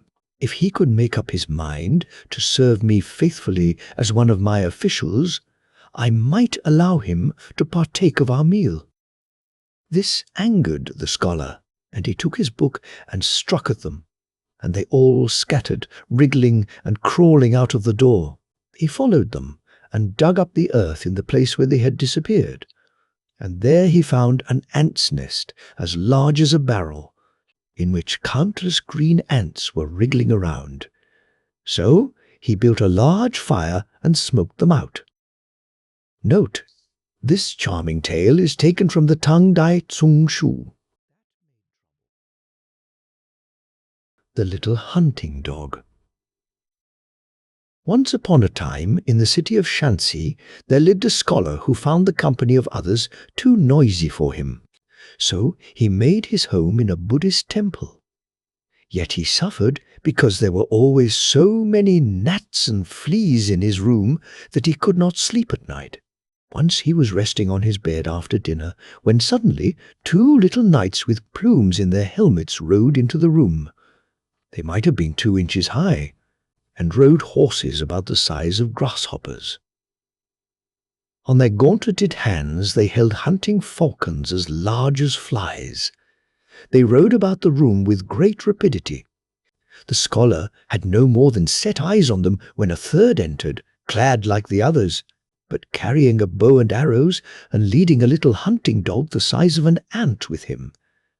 After him came a great throng of footmen and horsemen, several hundred in all. And they had hunting falcons and hunting dogs by the hundred too. Then the fleas and gnats began to rise in the air, but were all slain by the falcons. And the hunting dogs climbed on the bed and sniffed along the walls, trailing the fleas, and ate them up. They followed the trace of whatever hid in the cracks and nosed it out, so that in a short space of time they had killed nearly all the vermin. The scholar pretended to be asleep and watched them. And the falcons settled down on him, and the dogs crawled along his body. Shortly after came a man clad in yellow, wearing a king's crown, who climbed on an empty couch and seated himself there. And at once all the horsemen rode up, descended from their horses, and brought him all the birds and game. They then gathered beside him in a great throng, and conversed with him in a strange tongue. Not long after the king got into a small chariot, and his bodyguards saddled their horses with the greatest rapidity. Then they galloped out with great cries of homage, till it looked as though someone was scattering beans, and a heavy cloud of dust rose behind them. They had nearly all of them disappeared, while the scholar's eyes were still fixed on them full of terror and astonishment, and he could not imagine whence they had come. He slipped on his shoes and looked, but they had vanished without a trace. Then he returned and looked all about his room, but there was nothing to be seen. Only on a brick against the wall they had forgotten a little hunting dog. The scholar quickly caught it and found it quite tame. He put it in his paint-box and examined it closely. It had a very smooth, fine coat and wore a little collar around its neck. He tried to feed it a few breadcrumbs, but the little dog only sniffed at them and let them lie. Then it leaped into the bed and hunted up some nits and gnats in the folds of the linen, which it devoured. Then it returned and lay down. When the night had passed, the scholar feared it might have run away, but there it lay, curled up as before. Whenever the scholar went to bed, the dog climbed into it and bit to death any vermin it could find. Not a fly or gnat dared alight while it was around. The scholar loved it like a jewel of price. But once he took a nap in the daytime, and the little dog crawled into bed beside him. The scholar woke and turned around, supporting himself on his side. As he did so, he felt something and feared it might be his little dog. He quickly rose and looked, but it was already dead pressed flat, as though cut out of paper. But at any rate, none of the vermin had survived it. Note: this tale is taken from the Liao de Shai, Strange Stories of Pu Song Lang, B. 1622. It is a parallel of the preceding one, and shows how the same material returns in a different working out.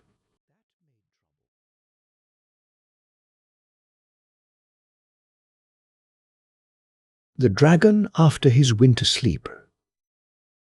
Once there was a scholar who was reading in the upper story of his house. It was a rainy, cloudy day, and the weather was gloomy. Suddenly he saw a little thing which shone like a firefly. It crawled upon the table, and wherever it went it left traces of burns, curved like the tracks of a rainworm. Gradually it wound itself about the scholar's book, and the book too grew black. Then it occurred to him that it might be a dragon, so he carried it out of doors on the book. There he stood for quite some time, but it sat uncurled, without moving in the least. Then the scholar said, "It shall not be said of me that I was lacking in respect." With these words he carried back the book and once more laid it on the table. Then he put on his robes of ceremony, made a deep bow, and escorted the dragon out on it again. No sooner had he left the door than he noticed that the dragon raised his head and stretched himself. Then he flew up from the book with a hissing sound, like a radiant streak. Once more he turned around toward the scholar, and his head had already grown to the size of a barrel, while his body must have been a full fathom in length. He gave one more snaky twist, and then there was a terrible crash of thunder, and the dragon went sailing through the air. The scholar then returned and looked to see which way the little creature had come, and he could follow his tracks hither and thither to his chest of books. Note, this tale is also from the Strange Stories. The dragon, head of all scaled creatures and insects, hibernates during the winter, according to the Chinese belief. At the time, he is quite small. When the first spring storm comes, he flies up to the clouds on the lightning. Here, the dragon's nature as an atmospheric apparition is expressed.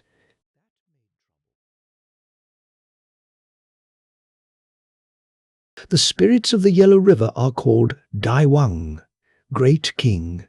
For many hundreds of years past, the river inspectors had continued to report that all sorts of monsters show themselves in the waves of the stream, at times in the shape of dragons, at others in that of cattle and horses, and whenever such a creature makes an appearance, a great flood follows. Hence, temples are built along the river banks.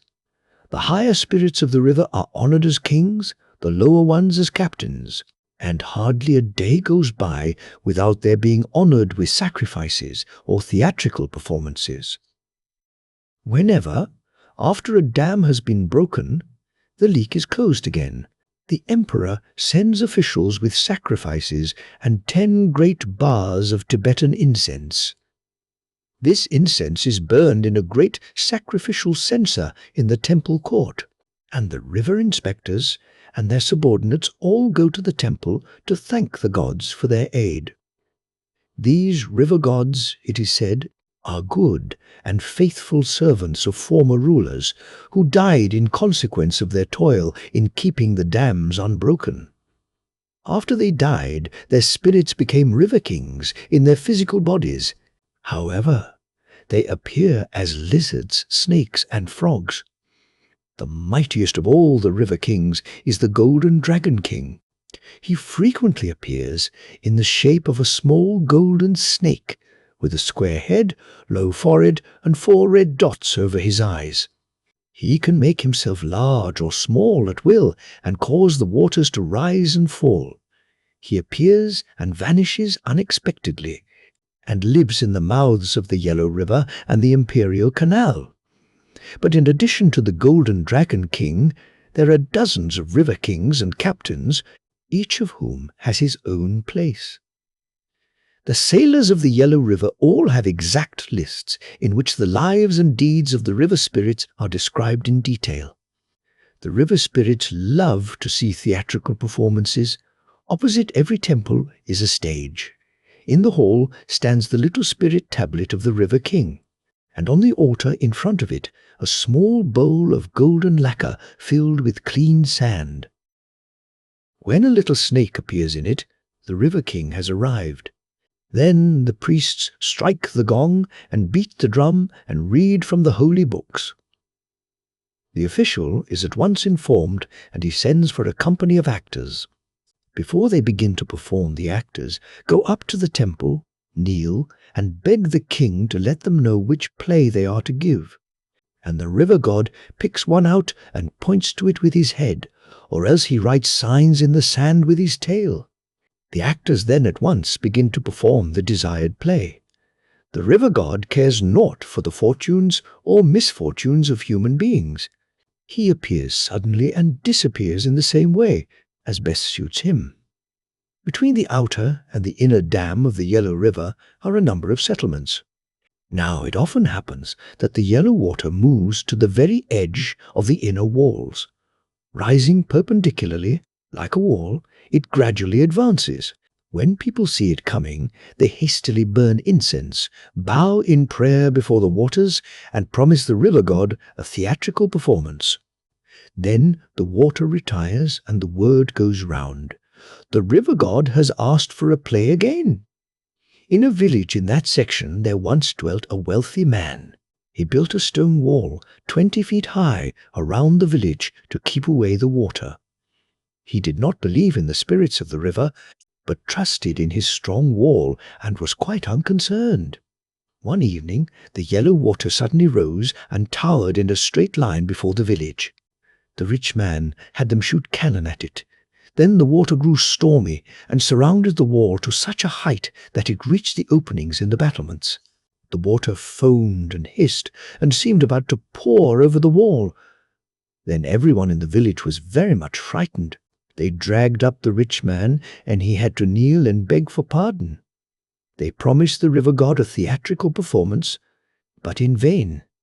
But when they promised to build him a temple in the middle of the village and give regular performances, the water sank more and gradually returned to its bed. And the village fields suffered no damage, for the earth, fertilized by the yellow slime, yielded a double crop. Once a scholar was crossing the fields with a friend in order to visit a relative. On their way, they passed a temple of the river god where a new play was just being performed. The friend asked the scholar to go in with him and look on.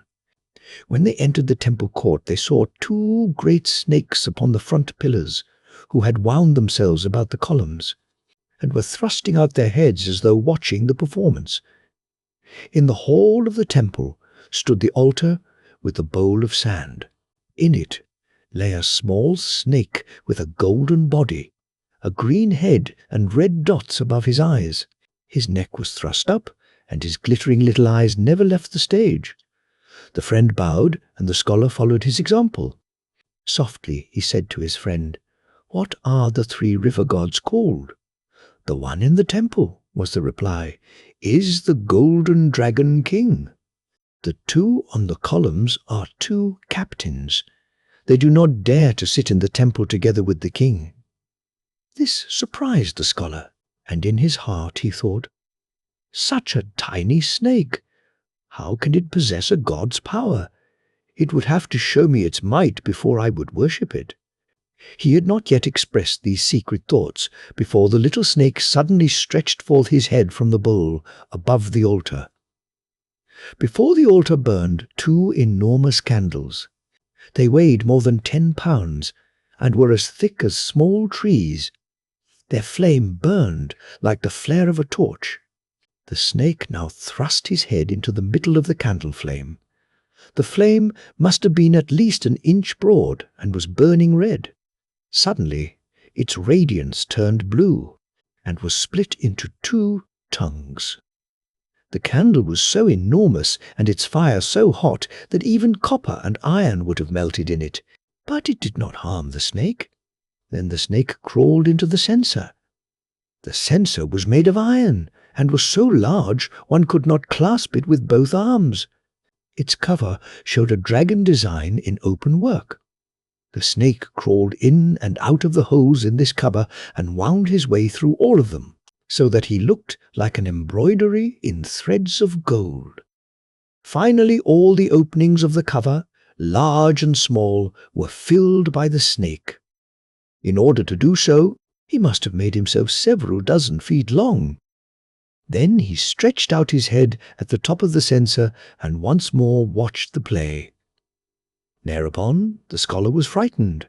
He bowed twice and prayed, "Great king, You have taken this trouble on my account. I honor you from my heart."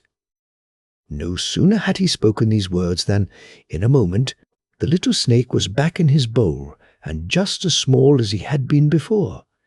In Jishiningdishu, they were celebrating the river god's birthday in his temple.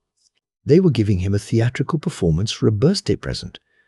The spectators crowded around as thick as a wall, when who should pass but a simple peasant from the country, who said in a loud voice, "Why, that is nothing but a tiny worm. It is a great piece of folly to honor it like a king." Before ever he had finished speaking, the snake flew out of the temple. He grew and wound himself 3 times around the stage.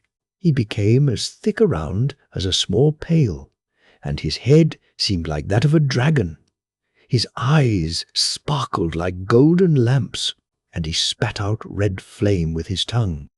When he coiled and uncoiled, the whole stage trembled, and it seemed as though it would break down. The actors stopped their music and fell down on the stage in prayer. The whole multitude was seized with terror and bowed to the ground. Then some of the old men came along, cast the peasant on the ground, and gave him a good thrashing, so he had to cast himself on his knees before the snake and worship him. Then all heard a noise, as though a great many firecrackers were being shot off. This lasted for some time, and then the snake disappeared. East of Shantung lies the city of Dongshou. There rises an observation tower with a great temple. At its feet lies the water city, with a sea gate at the north, through which the flood tide rises up to the city. A camp of the boundary guard is established at this gate. Once upon a time, there was an officer who had been transferred to this camp as captain. He had formerly belonged to the land forces, and had not yet been long at his new post. He gave some friends of his a banquet, and before the pavilion in which they feasted lay a great stone shaped somewhat like a table. Suddenly, a little snake was seen crawling on this stone. It was spotted with green, and had red dots on its square head. The soldiers were about to kill the little creature when the captain went out to look into the matter. When he had looked, he laughed and said, "You must not harm him. He is the river king of Dasiningdechu. When I was stationed in Dasiningdechu, he sometimes visited me, and then I always gave sacrifices and performances in his honor. Now he has come here expressly in order to wish his old friend luck and to see him once more." There was a band in camp. The bandsmen could dance and play like a real theatrical troupe. The captain quickly had them begin a performance, had another banquet with wine and delicate foods prepared, and invited the river god to sit down to the table. Gradually evening came, and yet the river god made no move to go. So the captain stepped up to him with a bow and said, "Here we are far removed from the Yellow River, and these people have never yet heard your name spoken. Your visit has been a great honor for me, but the women and fools who have crowded together chattering outside are afraid of hearing about you. Now you have visited your old friend, and I am sure you wish to get back home again." With these words he had a litter brought up. Cymbals were beaten and fireworks set off, and finally a salute of 9 guns was fired to escort him on his way. Then the little snake crawled into the litter, and the captain followed after. In this order they reached the port, and just when it was about time to say farewell, the snake was already swimming in the water. He had grown much larger, nodded to the captain with his head, and disappeared. Then there were doubts and questionings. "But the river god lives 1,000 miles away from here. How does he get to this place?" said the captain. "He is so powerful that he can get to any place, and besides, from where he dwells a waterway leads to the sea. To come down that way and swim to sea is something he can do in a moment's time. Note the spirits of the Yellow River. The place of the old river god, Hobi, Count of the Stream, also mentioned in number 63, has today been taken by the Dai Wang in the popular belief. These spirits are thought to have placed many hindrances in the way of the erection of the railroad bridge across the Yellow River. The spirit tablet, images of the gods, were first introduced in China by the Buddhists. The old custom, which Confucianism and ancestor worship still follow, holds that the seat of the gods is a small wooden tablet on which the name of the god to be honored is written. Theatrical performances as religious services are as general in China as they were in ancient Greece. The Sainingzhou is a district capital on the Imperial Canal near the Yellow River. The Dragon Princess. In the Sea of Dungting there is a hill, and in that hill there is a hole, and this hole is so deep that it has no bottom. Once a fisherman was passing there who slipped and fell into the hole. He came to a country full of winding ways which led over hill and dale for several miles. Finally he reached a dragon castle lying in a great plain. There grew a green slime which reached to his knees. He went to the gate of the castle. It was guarded by a dragon who spouted water, which dispersed in a fine mist. Within the gate lay a small hornless dragon who raised his head, showed his claws, and would not let him in. The fisherman spent several days in the cave, satisfying his hunger with the green slime, which he found edible and which tasted like rice mush. At last he found a way out again. He told the district mandarin what had happened to him, and the latter reported the matter to the emperor. The emperor sent for a wise man and questioned him concerning it.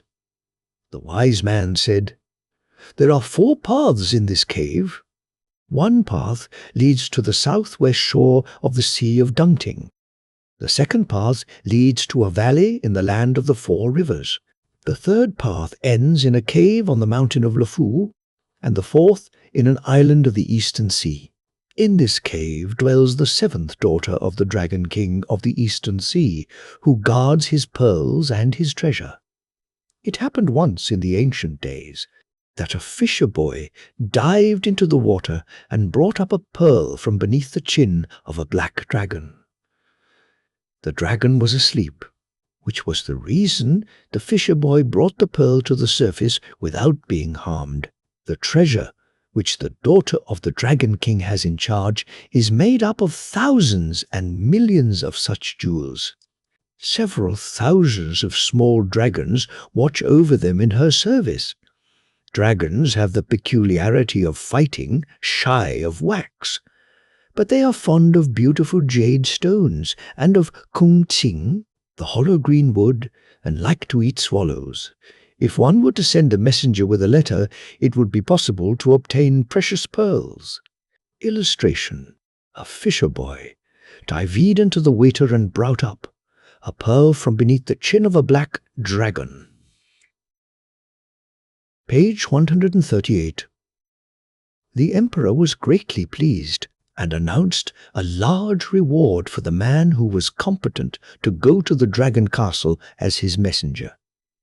The first man to come forward was named So Pi Lo, but the wise man said, "A great-great-great-great-grandfather of yours once slew more than 100 of the dragons of the Eastern Sea, and was finally himself slain by the dragons. The dragons are the enemies of your family, and you cannot go." Then came a man from Canton, Lo Dishichun, with his 2 brothers, who said that his ancestors had been related to the Dragon King. Hence they were well liked by the dragons and well known to them. They begged to be entrusted with the message. The wise man asked, "And have you still in your possession the stone which compels the dragons to do your will?" "Yes," said they, "we have brought it along with us." The wise man had them show him the stone. Then he spoke. "This stone is only obeyed by the dragons who make clouds and send down the rain. It will not do for the dragons who guard the pearls of the Sea King. Then he questioned them further. "Have you the dragon brain vapor?" When they admitted that they had not, the wise man said, "How then will you compel the dragons to yield their treasure?" And the emperor said, "What shall we do?" The wise man replied, "On the western ocean sail foreign merchants who deal in dragon brain vapor. Someone must go to them and seek it from them. I also know a holy man who is an adept in the art of taming dragons, and who has prepared 10 pounds of the dragon stone. Someone should be sent for that as well." The emperor sent out his messengers. They met one of the holy man's disciples and obtained 2 fragments of dragonstone from him. Said the wise man, "That is what we want." Several more months went by, and at last a pill of dragon brain vapor had also been secured. The emperor felt much pleased and had his jewelers carve 2 little boxes of the finest jade. These were polished with the ashes of the votum tree, and he had an essence prepared of the very best hollow green wood, pasted with sea fish lime, and hardened in the fire. Of this 2 vases were made. Then the bodies and the clothing of the messengers were rubbed with tree wax, and they were given 500 roasted swallows to take along with them. They went into the cave. When they reached the dragon castle, the little dragon who guarded the gate smelled the tree wax, so he crouched down and did them no harm. They gave him 100 roasted swallows as a bribe to announce them to the daughter of the Dragon King. They were admitted to her presence and offered her the jade caskets, the vases, and the 400 roasted swallows as gifts. The dragon's daughter received them graciously, and they unfolded the emperor's letter. In the castle there was a dragon who was over 1,000 years old. He could turn himself into a human being and could interpret the language of human beings. Through him, the dragon's daughter learned that the emperor was sending her the gifts, and she returned them with a gift of 3 great pearls, 7 smaller pearls, and a whole bushel of ordinary pearls. The messengers took leave, rode off with their pearls on a dragon's back, and in a moment they had reached the banks of the Yangtze Kiang. They made their way to Nanking, the imperial capital, and there handed over their treasure of gems. The emperor was much pleased and showed them to the wise man. He said, "Of the 3 great pearls, one is a divine wishing pearl of the 3rd class, and 2 are black dragon pearls of medium quality. Of the 7 smaller pearls, 2 are serpent pearls, and 5 are mussel pearls. The remaining pearls are in part sea crane pearls, in part snail and oyster pearls. They do not approach the great pearls in value, and yet few will be found to equal them on earth." The emperor also showed them to all his servants. They, however, thought the wise man's words all talk, and did not believe what he said. Then the wise man said, "The radiance of wishing pearls of the 1st class is visible for 40 miles, that of the 2nd class for 20 miles, and that of the 3rd for 10 miles. As far as their radiance carries, neither wind nor rain, thunder nor lightning, water, fire nor weapons may reach. The pearls of the black dragon are 9-colored and glow by night. Within the circle of their light, the poison of serpents and worms is powerless. The serpent pearls are 7-colored, the mussel pearls 5-colored. Both shine by night. Those most free from spots are the best. They grow within the mussel, and increase and decrease in size as the moon waxes and wanes." Someone asked how the serpent and sea crane pearls could be told apart, and the wise man answered, "The animals themselves recognize them." Then the emperor selected a serpent pearl and a sea crane pearl, put them together with a whole bushel of ordinary pearls, and poured the lot out in the courtyard.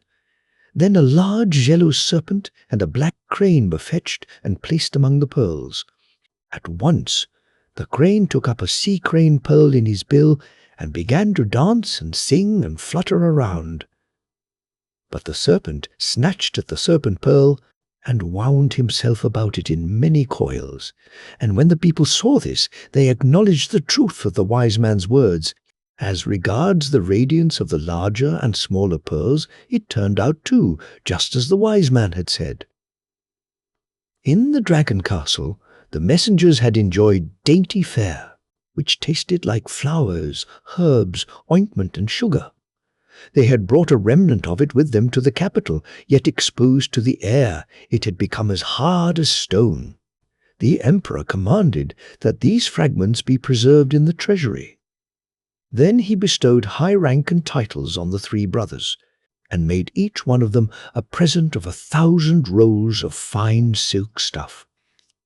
He also had investigated why it was that the fisherman, when he chanced upon the cave, had not been destroyed by the dragons, and it turned out that his fishing clothes had been soaked in oil and tree wax. The dragons had dreaded the odor. Note: as regards the dragon king of the eastern sea, see Nos 18 and 74. The pearl under the dragon's chin comes from De Shuang Di Si. With regard to Sopi Lo and Lo Di Shi Chun, see number 46.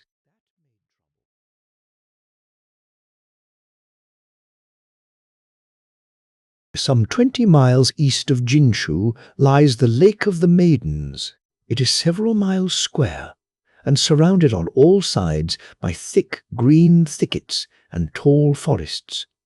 Its waters are clear and dark blue. Often, all kinds of wondrous creatures show themselves in the lake. The people of the vicinity have erected a temple there for the dragon princess, and in times of drought, all make pilgrimage there to offer up prayers.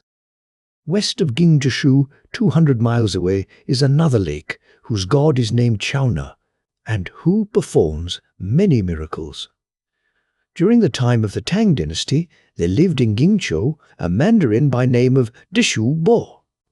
While he was in office, it chanced that in the 5th month, clouds suddenly arose in the sky, piling themselves up like mountains, among which wriggled dragons and serpents.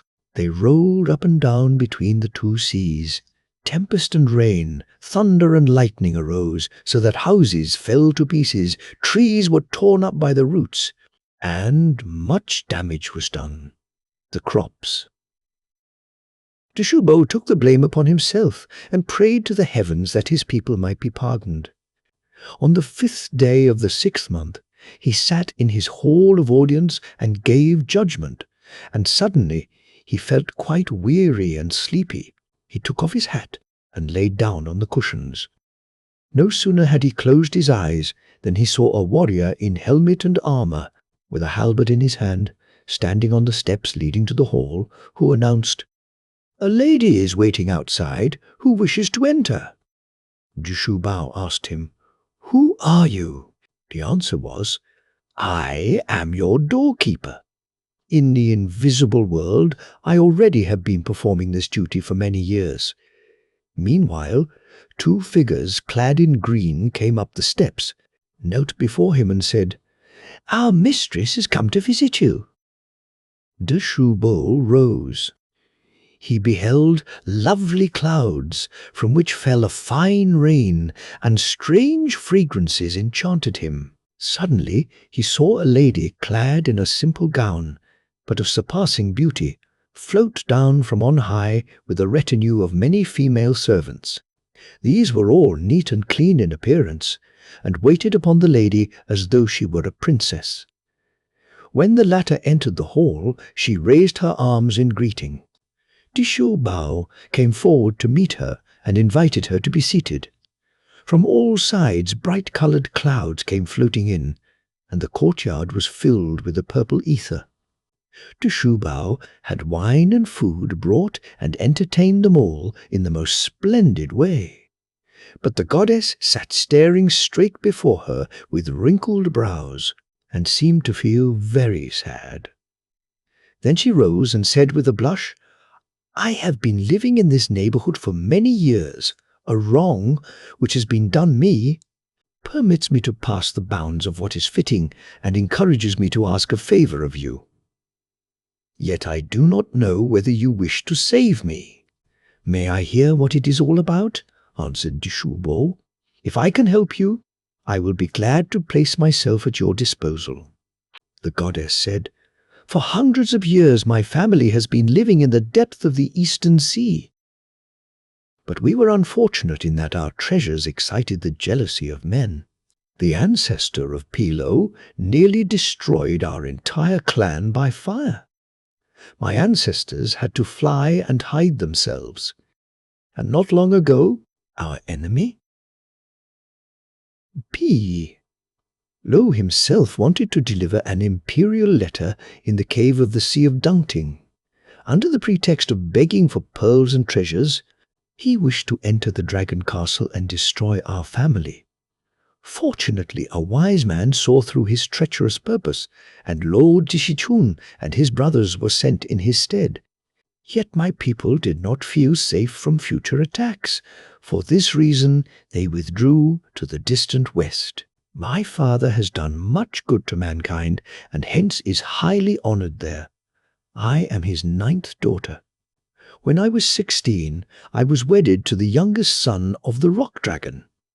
But my good husband had a fiery temper, which often caused him to offend against the laws of courtesy, and in less than a year's time, the punishment of heaven was his portion. I was left alone and returned to the home of my parents. My father wished me to marry again, but I had promised to remain true to the memory of my husband, and made a vow not to comply with my father's wish. My parents grew angry, and I was obliged to retire to this place in view of their anger. That was 3 years ago. Who could imagine that the contemptible dragon Shauna, who was seeking a wife for his youngest brother, would try to force the wedding gift upon me?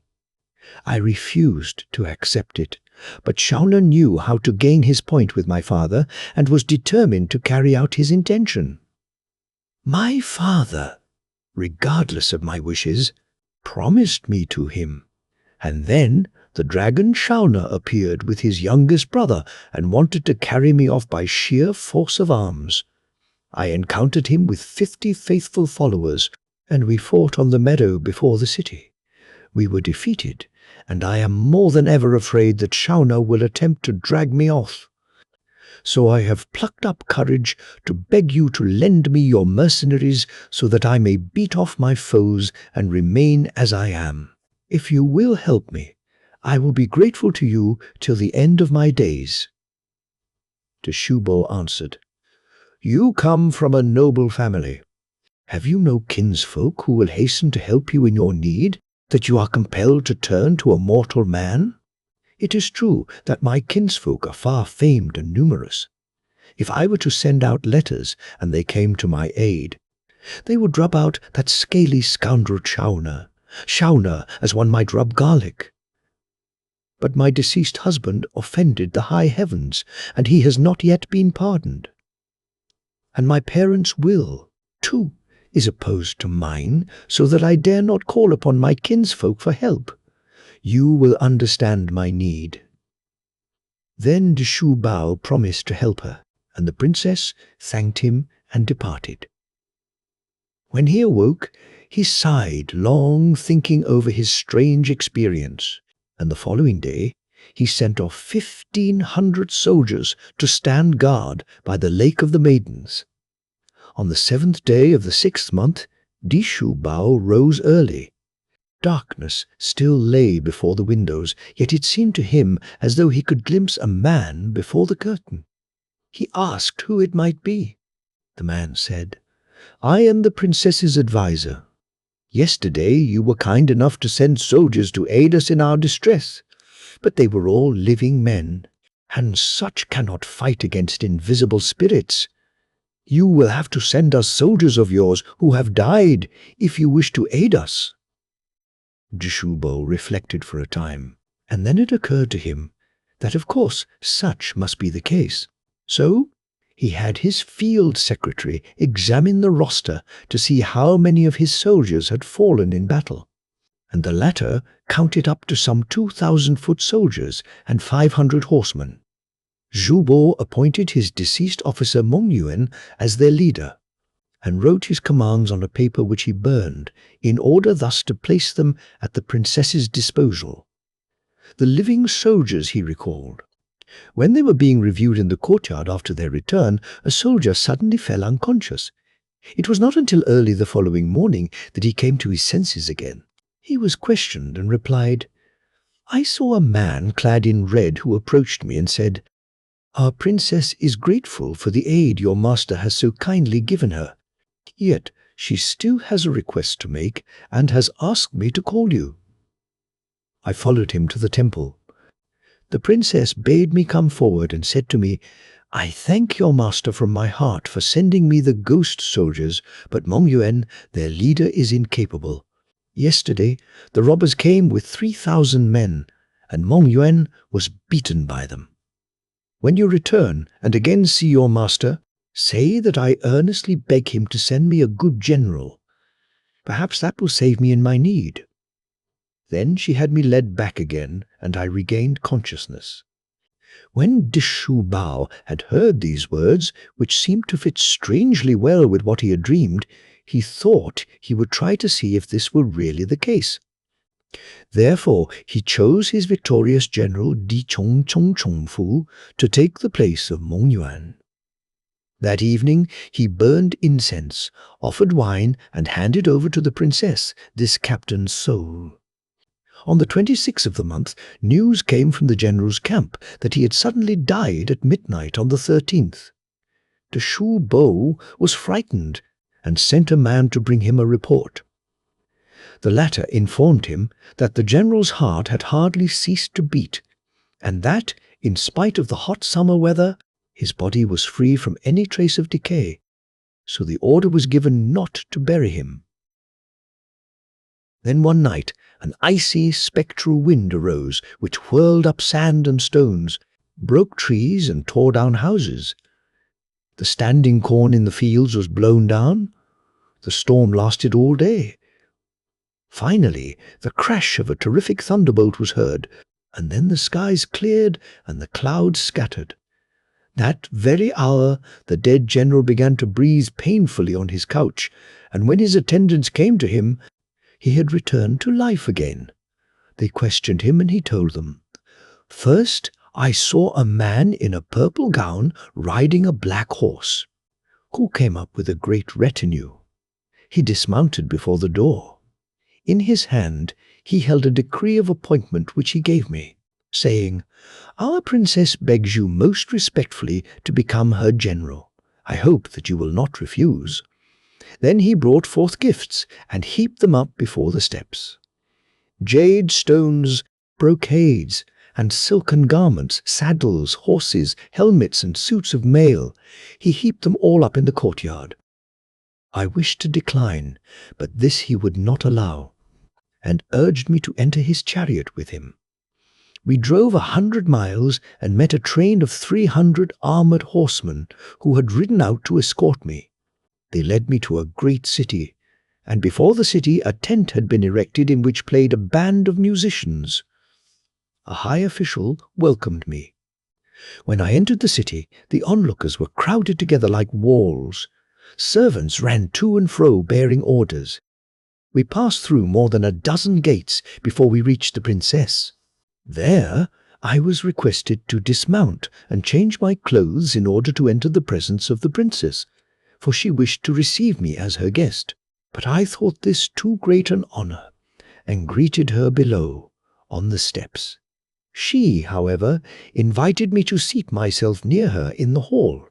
She sat upright in all her incomparable beauty, surrounded by female attendants adorned with the richest jewels.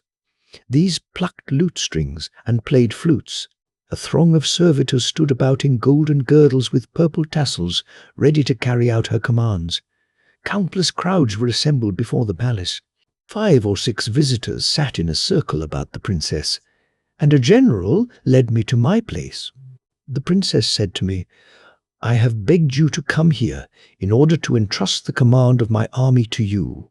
If you will break the power of my foe, I will reward you richly." I promised to obey her. Then wine was brought in, and the banquet was served to the sound of music. While we were at table, a messenger entered. "The robber Chaona has invaded our land with 10,000 footmen and horsemen, and is approaching our city by various roads. His way is marked by columns of fire and smoke." The guests all grew pale with terror when they heard the news, and the princess said, "This is the foe because of whom I have sought your aid. Save me in my hour of need."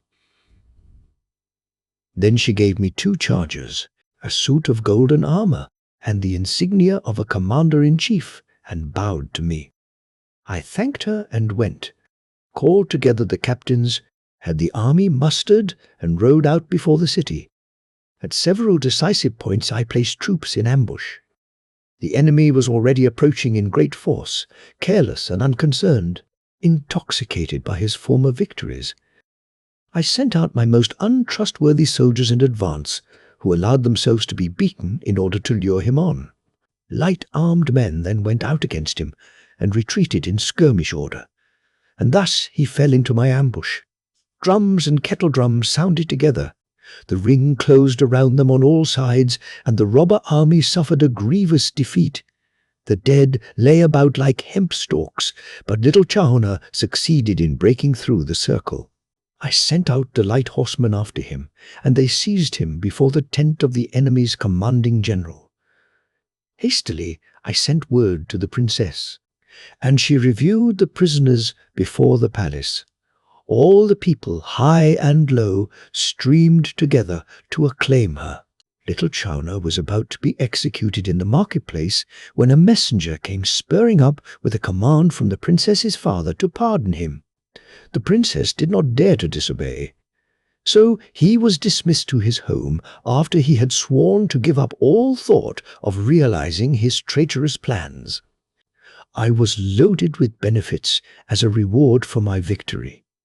I was invested with an estate with 3,000 peasants, and was given a palace, horses and wagons, all sorts of jewels, men servants and women servants, gardens and forests, banners and suits of mail. And my subordinate officers, too, were duly rewarded. On the following day, a banquet was held, and the princess herself filled a goblet, sent it to me by one of her attendants, and said, "Widowed early in life?" I opposed the wishes of my stern father, and fled to this spot. Here the infamous Chaona harassed me, and well-nigh put me to shame. Had not your master's great kindness and your own courage come to my assistance, hard would have been my lot. Then she began to thank me, and her tears of emotion flowed like a stream. I bowed and begged her to grant me leave of absence, so that I might look after my family. I was given a month's leave, and the following day she dismissed me with a splendid retinue. Before the city, a pavilion had been erected in which I drank the stirrup cup. Then I rode away, and when I arrived before our own gate, a thunder peal crashed, and I awoke. Thereupon the general wrote an account of what had happened to Deshubal, in which he conveyed the princess's thanks. Then he paid no further heed to worldly matters, but set his house in order and turned it over to his wife and son. When a month had passed, he died without any sign of illness. That same day, one of his officers was out walking. Suddenly, he saw a heavy cloud of dust rising along the highway, where flags and banners darkened the sun. 1,000 knights were escorting a man who sat his horse proudly and like a hero. And when the officer looked at his face, it was the general Dishong Choshong Fu. Hastily, he stepped to the edge of the road in order to allow the cavalcade to pass, and watched it ride by. The horsemen took the way to the Lake of the Maidens, where they disappeared. Note, the expression Di Shu Bo took the blame upon himself is explained by the fact that the territorial mandarin is responsible for his district, just as the emperor is for the whole empire. Since extraordinary natural phenomena are the punishment of heaven, Their occurrence supposed the guilt of man. This train of thought is in accord with the idea, as in this case, that differences occurring among the spirits of the air lead to misfortune, since where virtue is in the ascendant in the mortal world, the spirits are prevented from giving way to such demonstrations. Drums and kettle drums sounded together. The kettle drums sounded the attack, and the drums the retreat. The simultaneous sounding of both signals was intended to throw the enemy's army into disorder. The dissounded princes. At the time that the Tang dynasty was reigning there lived a man named Lu Wen, who had failed to pass his examinations for the doctorate. So he travelled home again. He had gone 6 or 7 miles when a bird flew up in a field, and his horse shied and ran 10 miles before he could stop him. There he saw a woman who was herding sheep on a hillside. He looked at her, and she was lovely to look upon, yet her face bore traces of hidden grief. Astonished, he asked her what was the matter. The woman began to sob and said, "Fortune has forsaken me, and I am in need and ashamed. Since you are kind enough to ask, I will tell you all. I am the youngest daughter of the Dragon King of the Sea of Dungting, and was married to the second son of the Dragon King of Jingjishu. Yet my husband ill-treated and disowned me. I complained to my step-parents, but they loved their son blindly and did nothing. And when I grew insistent, they both became angry, and I was sent out here to herd sheep." When she had done, the woman burst into tears and lost all control of herself. Then she continued, "The Sea of Dungting is far from here, yet I know that you will have to pass it on your homeward journey. I should like to give you a letter to my father, but I do not know whether you will take it." "Liu," I answered, "your words have moved my heart. Would that I had wings and could fly away with you." "I will be glad to deliver the letter to your father. Yet the Sea of Dungting is long and broad, and how am I to find him?" "On the southern shore of the sea stands an orange tree," answered the woman, "which people call the tree of sacrifice. When you get there, you must loosen your girdle and strike the tree with it 3 times in succession. Then someone will appear whom you must follow. When you see my father, tell him in what need you found me, and that I long greatly for his help." Then she fetched out a letter from her breast and gave it to Liu Wen. She bowed to him, looked toward the east, and sighed, and, unexpectedly, the sudden tears rolled from the eyes of Liu Wen as well. "He took the letter and thrust it in his bag." Then he asked her, "I cannot understand why you have to herd sheep. Do the gods slaughter cattle like men?" "These are not ordinary sheep," answered the woman. "These are rain sheep." "But what are rain sheep?" "They are the thunder rams," replied the woman. And when he looked more closely, he noticed that these sheep walked around in proud, savage fashion, quite different from ordinary sheep. Liu Ai added, "But if I deliver the letter for you, and you succeed in getting back to the Sea of Dungting in safety, then you must not use me like a stranger." The woman answered, "How could I use you as a stranger? You shall be my dearest friend." And with these words, they parted. In course of a month, Liu Wei reached the Sea of Dungting, asked for the orange tree, and, sure enough, found it. He loosened his girdle and struck the tree with it 3 times. At once a warrior emerged from the waves of the sea and asked, "Whence come you, honored guest?" "Liu," I said, "I have come on an important mission and want to see the king." The warrior made a gesture in the direction of the water, and the waves turned into a solid street along which he led Liu west. The dragon castle rose before them with its 1,000 gates, and magic flowers and rare grasses bloomed in luxurious profusion. The warrior bade him wait at the side of a great hall. Liu Ai asked, "What is this place called?" "It is the Hall of the Spirits," was the reply. Liu, I looked about him. All the jewels known to earth were there in abundance. The columns were of white quartz, inlaid with green jade. The seats were made of coral, the curtains of mountain crystal as clear as water, the windows of burnished glass, adorned with rich lattice work.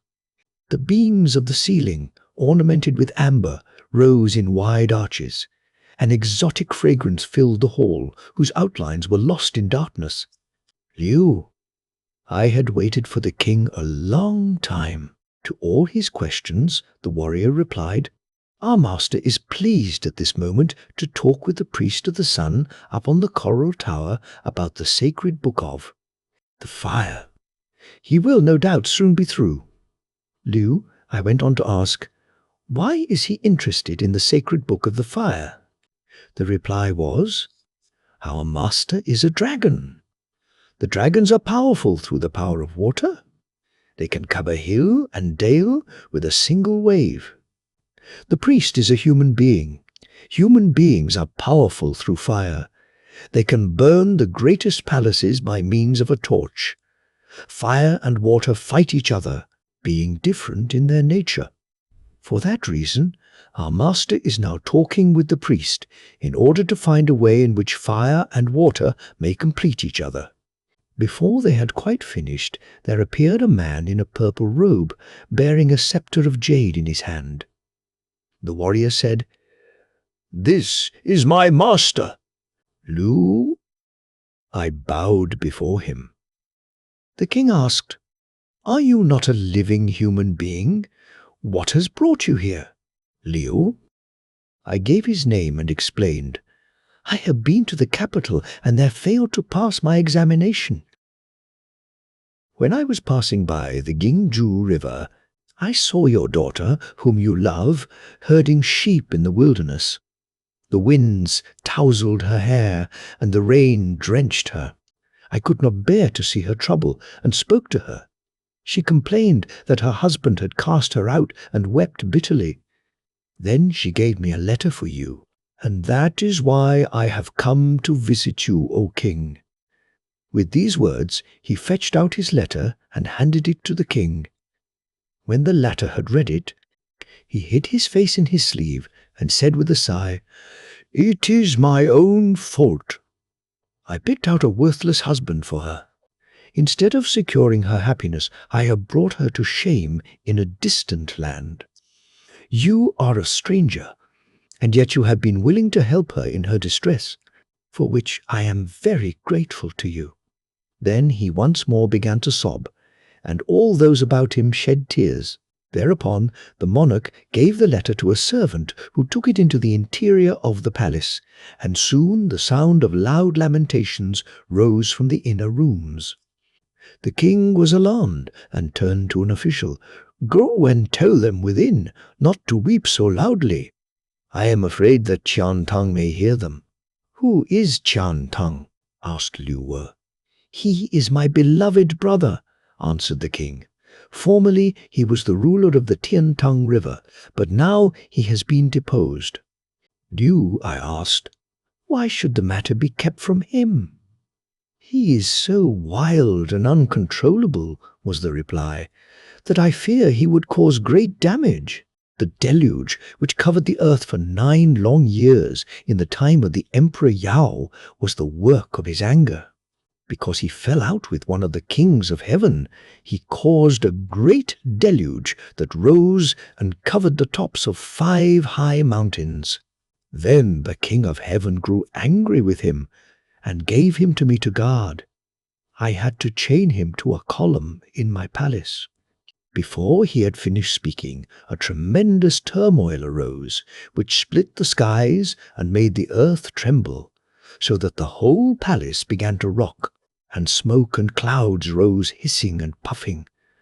A red dragon, 1,000 feet long, with flashing eyes, blood-red tongue, scarlet scales, and a fiery beard came surging up. He was dragging along through the air the column to which he had been bound, together with its chain.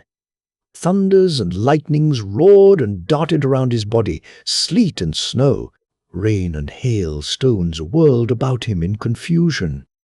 There was a crash of thunder, and he flew up to the skies and disappeared. I fell to earth in terror. The king helped him up with his own hand and said, "Do not be afraid. That is my brother, who is hastening to Ging Deshu in his rage. We will soon have good news." Then he had food and drink brought in for his guest. When the goblet had thrice made the rounds, a gentle breeze began to murmur, and a fine rain fell. A youth clad in a purple gown and wearing a lofty hat entered. A sword hung at his side. His appearance was manly and heroic. Behind him walked a girl radiantly beautiful, wearing a robe of misty fragrance. And when I looked at her, lo! It was the dragon princess whom he had met on his way. A throng of maidens in rosy garments received her, laughing and giggling, and led her into the interior of the palace. The king, however, presented Liu Wan to the youth and said, "This is Xian Tang, my brother." Xian Tang thanked him for having brought the message.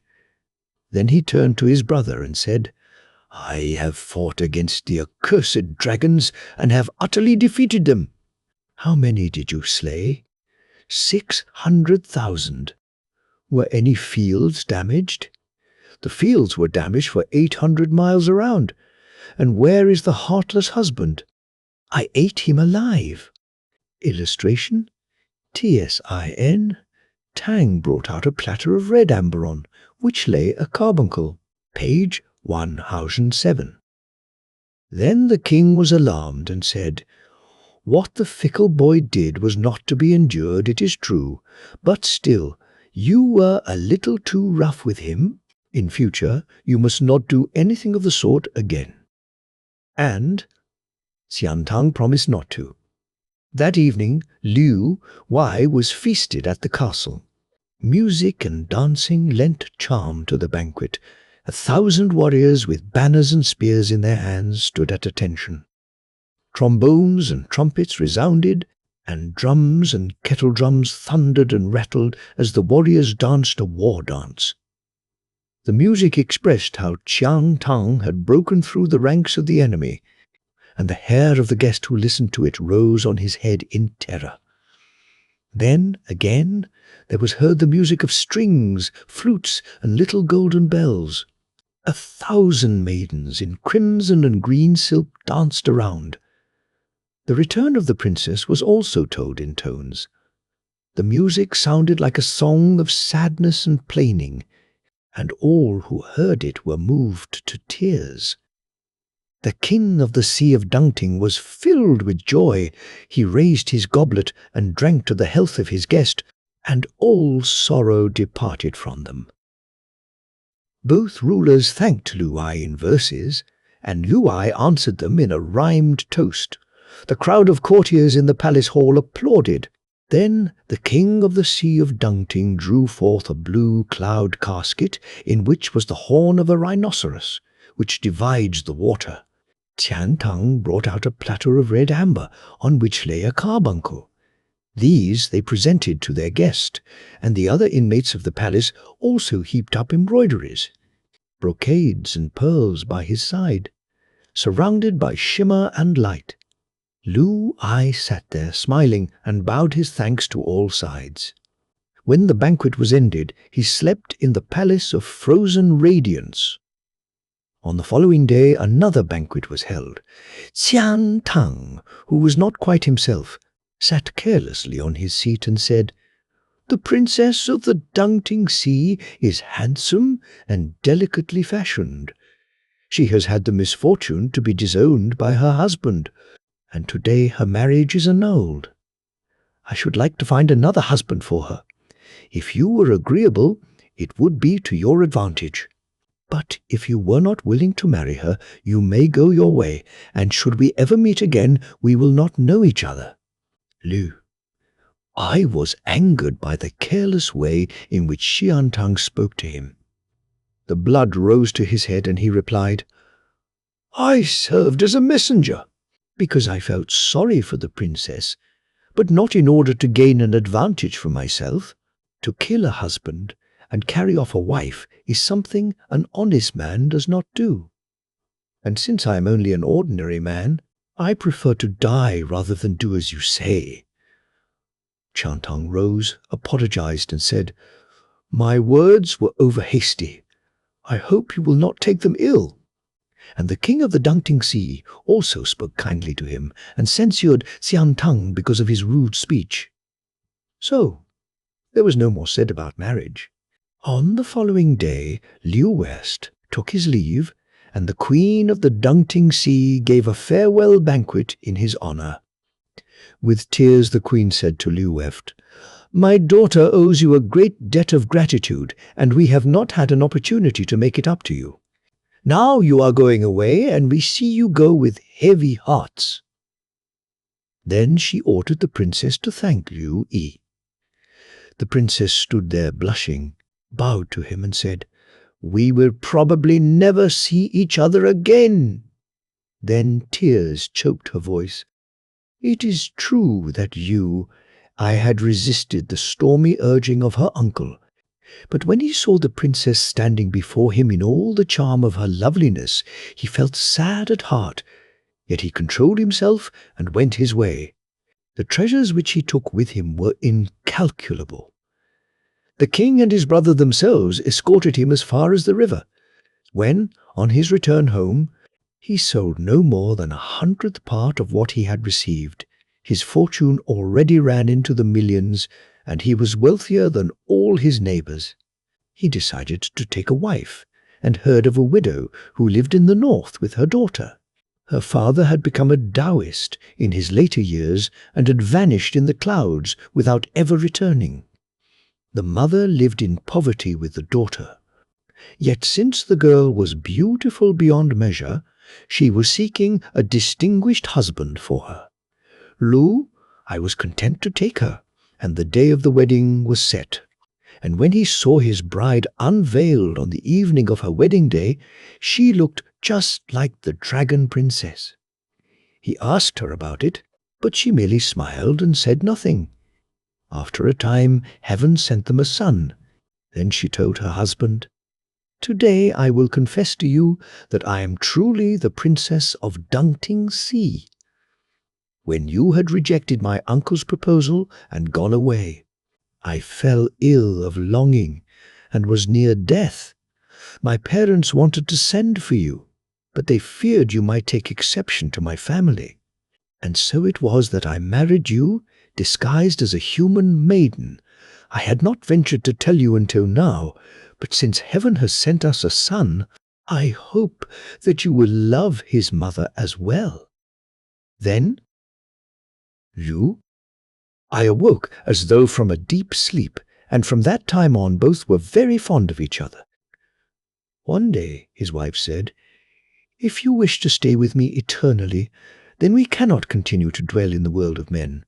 We dragons live 10,000 years, and you shall share our longevity. Come back with me to the Sea of Dangting." 10 years passed, and no one knew where Lu First, who had disappeared, might be. Then, by accident, a relative went sailing across the Sea of Dangting. Suddenly, a blue mountain rose up out of the water. The seaman cried in alarm, "There is no mountain on this spot. It must be a water demon." While they were still pointing to it and talking, the mountain drew near the ship, and a gaily colored boat slid from its summit into the water. A man sat in the middle, and fairies stood at either side of him. The man was Liu Wan. He beckoned to his cousin, and the latter drew up his garments and stepped into the boat with him. But when he had entered the boat, it turned into a mountain. On the mountain stood a splendid castle, and in the castle stood Liu Yen, surrounded with radiance, and with the music of stringed instruments floating about him.